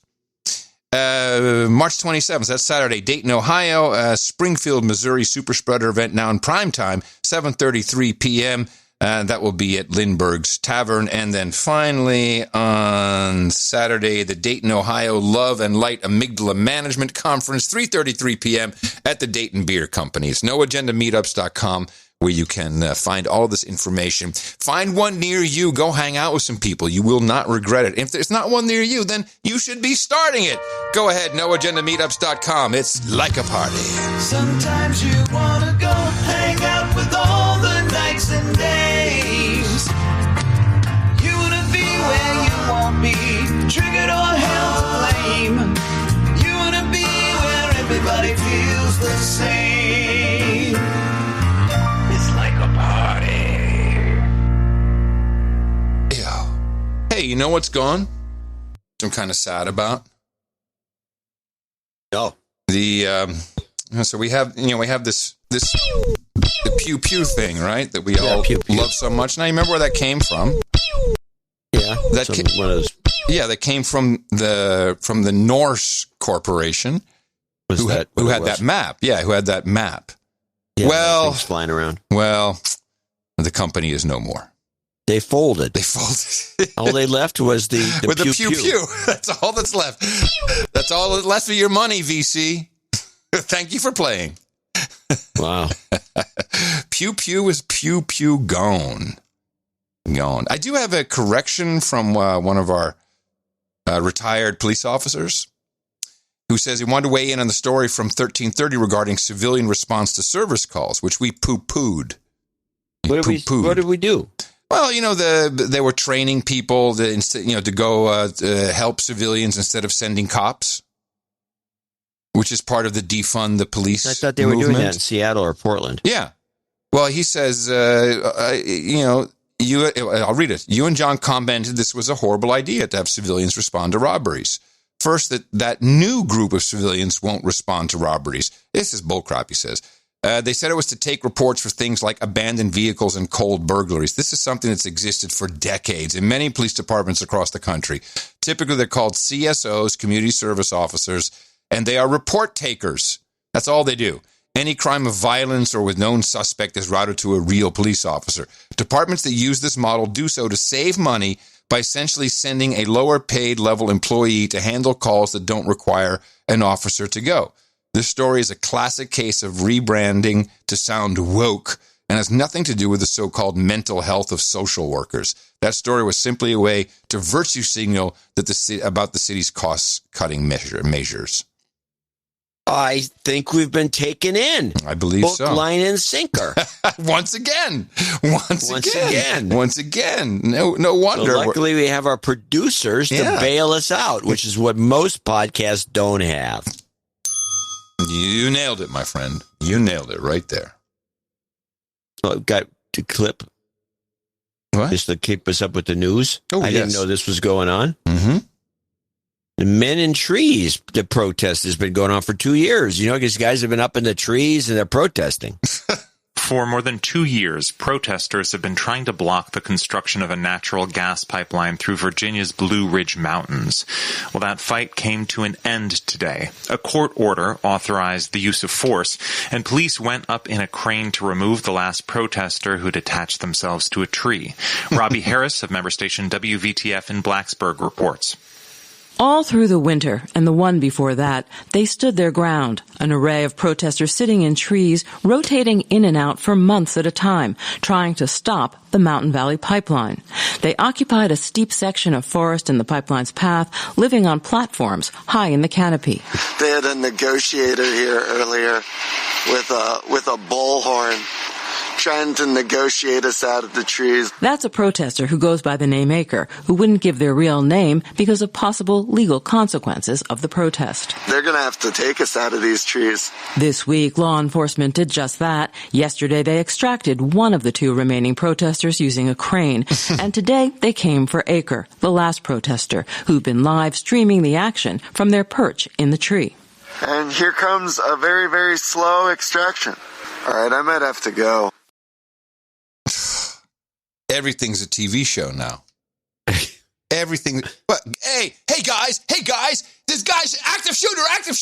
Hey guys, I'm in the tree. Hey guys, I'm doing the podcast. Hi guys. Yeah. Everything's a TV the guy's show. live streaming the fact that he's up in a tree. What an idiot. Hey, Molly Wood does Marketplace for NPR. Molly Wood. Yes, we both know Molly Wood quite well. Molly, good old Molly. And she had this little ditty about privacy regarding the type of HIPAA-protected information, I might add, that you will be giving up to function according to the laws and beliefs that people like Molly have. Increasingly, we're all going to be asked for these data points that will very likely be housed at a national level. Whether that's a COVID vaccine passport of some kind or a record of who you've interacted with and where you've been. And I think that's pretty concerning. I remember you said, that's what you told us, is you said, I think this will lead to the end of privacy. And it has. If you take nothing away from this conversation, just, know that privacy is dead. Now, that sounds apocalyptic and horrible. And it kind of is. But I watch a lot of comic book movies, so resurrection is possible, I hope. Well, so yeah, here's the thing. We're never going to, there's no going back. There is no going back. Privacy is dead. So let's acknowledge that. Let's acknowledge it and figure out a better way to move forward. The problem is that we are not publicly acknowledging it. We are just pressing on and hoping nothing goes wrong. Amy Webb is a futurist and founder of the Future Today Institute. Thanks so much for talking with me. Thank you. Privacy is dead. Thanks so much for talking with me. It's unbelievable. So we just give up now? That's the message. That's the official message. Give up. It's crazy to go any further than Give up on your... Well, don't you want to be safe? Don't you want to be safe? Don't you want to be safe? Safe. What does safe. Safety versus privacy. Safe. I have one last clip. All right. And this is the clip that seems problematic if you ask Problematic is an outlawed term here. Okay, well, that's problematic in itself. But we just passed this last week. We passed Equal Pay Day. Oh, I missed that. Yeah, you know what it means, right? This is the day for women. that the extra month or two a woman has to work to make the same amount as a man. Oh. But I think there's a problem with this. Listen to this clip carefully and tell me that my concerns are not justified with the logic of this. This is Equal Pay Day, NPR. NPR's Windsor Johnston reports today's date symbolizes how far into the year women have to work to earn the same as men did the previous year. At an event with members of the U.S. women's soccer team, President Biden said the pay gap between men and women is real in almost every profession. 82 cents on the dollar on average. For AAPI women, it's 87 cents for every dollar a white man earns. For black women, it's 63 cents. For Native American women, it's 60 cents. The U.S. women's soccer team filed a lawsuit against the sport last year, alleging discrimination on the basis of sex by denying them the same working conditions, including pay, as their male counterparts. Fans backed them up, shouting equal pay during the World Cup final match, which the U.S. women won. Oh, you might as well tell me, because I agree with you. Problematic. Well, here's the deal. Why, if it's a woman, women don't get paid. It says women don't get. How come certain women get paid more than certain other women? If it's just about women, if it's just women, how come the AAPI? I don't know where that term comes from. African American Pacific Islanders. I know what it means. I'm just a little annoyed by it. Hello. But why do these women, the Asian American, not African, Asian American Pacific Islanders? Sorry, Asian American. You're right. Why do they get paid more per year, 87 cents on the dollar, than the white women? I know. Get paid 82 I know cents. why. I know why. Go ahead. And then you have your African Americans, Hispanic, and then the poor Native Americans, they get nothing. And if it's a woman's issue, why is it categorized by race? And why does one race, the Asians, make more money than anybody else? I mean, it doesn't make sense. You either have to be about women, it's got to be about women, or it's got to be about race and women combined. It's not intersectional like they like to say, is it? Or is it? Well, the logical conclusion that this may be driving towards, and I had not heard this, I do like this a lot, with the breakdown of pennies, which I'm sure is science. This can only mean that the white man is discriminating based upon women and the color of their skin. And we all know the Asian women love you long time. So that's where it's going. White men are so horrible. not only do they discriminate against women, they discriminate discriminately. I have a feeling that that's where this could go. It could. It's got to go somewhere because you can't start breaking it down like this and let it slide. Yeah. No. I like that. Let's keep our eye on that one.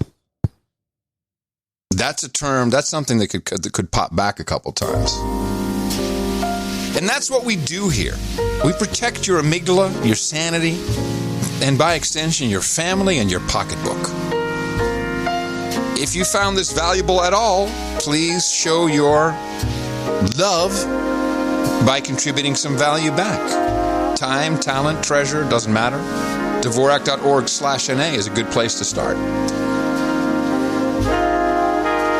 And coming to you from the Opportunity Zone 33 here in the capital of the Drone Star State, known as Austin, Texas. If you're looking for it on a map issued by any government service, look for FEMA Region Number 6. That is exactly where you will find us. In the morning, everybody, I'm Adam Curry. And from northern Silicon Valley, where I have a desire for some reason for some popcorn. And I can't say have a yen for popcorn because that would be racist. I'm John C. Dvorak. We got Nick the Rat coming up next on NoAgendaStream.com. 2 fantastic mixes back-to-back. Jesse Coy Nelson, still pissed at me, but you really want to hang around after that for Secret Agent Paul. Until next time, remember us at Dvorak.org/NA. That's Sunday, to be precise. In the morning, everybody, and adios, mofos! And such. It's not the good microphone yet, but it's $14 better than nothing. Come on, man. COVID has taken this year, just since the outbreak, it's taken more than 100 years. Look, here's the lives. Joe could fall if he wanna. He could fall here or over there. And if he falls on his way up to his plane, well, you really shouldn't care. Joe could say what he wanna, even words you shouldn't say. Cause if he said it, it don't matter, it's a messy verbal splatter. He won't remember anyway. Look, the range of challenges Europe and the United States must take on together is broad and complex. I'm eager to hear next from my good friends and outstanding leaders. Nigger to hear next from my good friends. Nigger to hear next. Come on, man. Joe. Fall down plane. Joe. Fall down plane. And if we do, and I'm sure we can proclaim promise with the psalmist who wrote these following words. The Lord is my strength and my shield. He's going to be 75 years old. Come on, man. The promise. I'm being deadly earnest. The promise. Come on, man. Donald Trump thinks healthcare is a privilege. Barack and I think it's a right for people to have bad health care. Remember when we said he was old? Come on, man. Don't say you weren't told. Shine on, you crazy Biden. I'll lead an effective strategy to mobilize true international effort to pressure. Now there's a look in Kamala's eyes. She's got her eye on the prize. Shine on, you crazy Biden. Excuse me, I gotta get this right. You were born by charisma. You Charles-Stephanie Herman. Election steals are a breeze. Come on, you racist. You puppet of China. Come on, you pedo with sundown dementia and shine. And I also am told that Chuck Graham, state senator, is here. Chuck, stand up. Chuck, let me see you. Oh, God love you. What am I talking about? I tell you what, you're making everybody else stand up, though, pal. Thank you very, very much. I tell you what, stand up for Chuck. he doesn't know where he is. And what am I doing here? Is it real or showbiz? Shine on, you crazy Biden. Won't be many more days till Kamala takes your place. Shine on, you crazy Biden, and we'll bask in your ruin. You're moron by the moron, bought by the Chinese. Come on, you bosses, you creepy old loser. Come on, you set out delusional douchebag and shine. Although wait, your mom's still alive as your dad passed. God bless her soul. I gotta get this straight. I was on the phone for 2 straight hours with Xi Jinping. But, we don't get moving, they're gonna eat our lunch. China is going to eat our lunch? Come on, man. Thank you all for welcoming us. The best podcast in the universe. Adios, mofo. Dvorak.org/NA. Nipples are okay.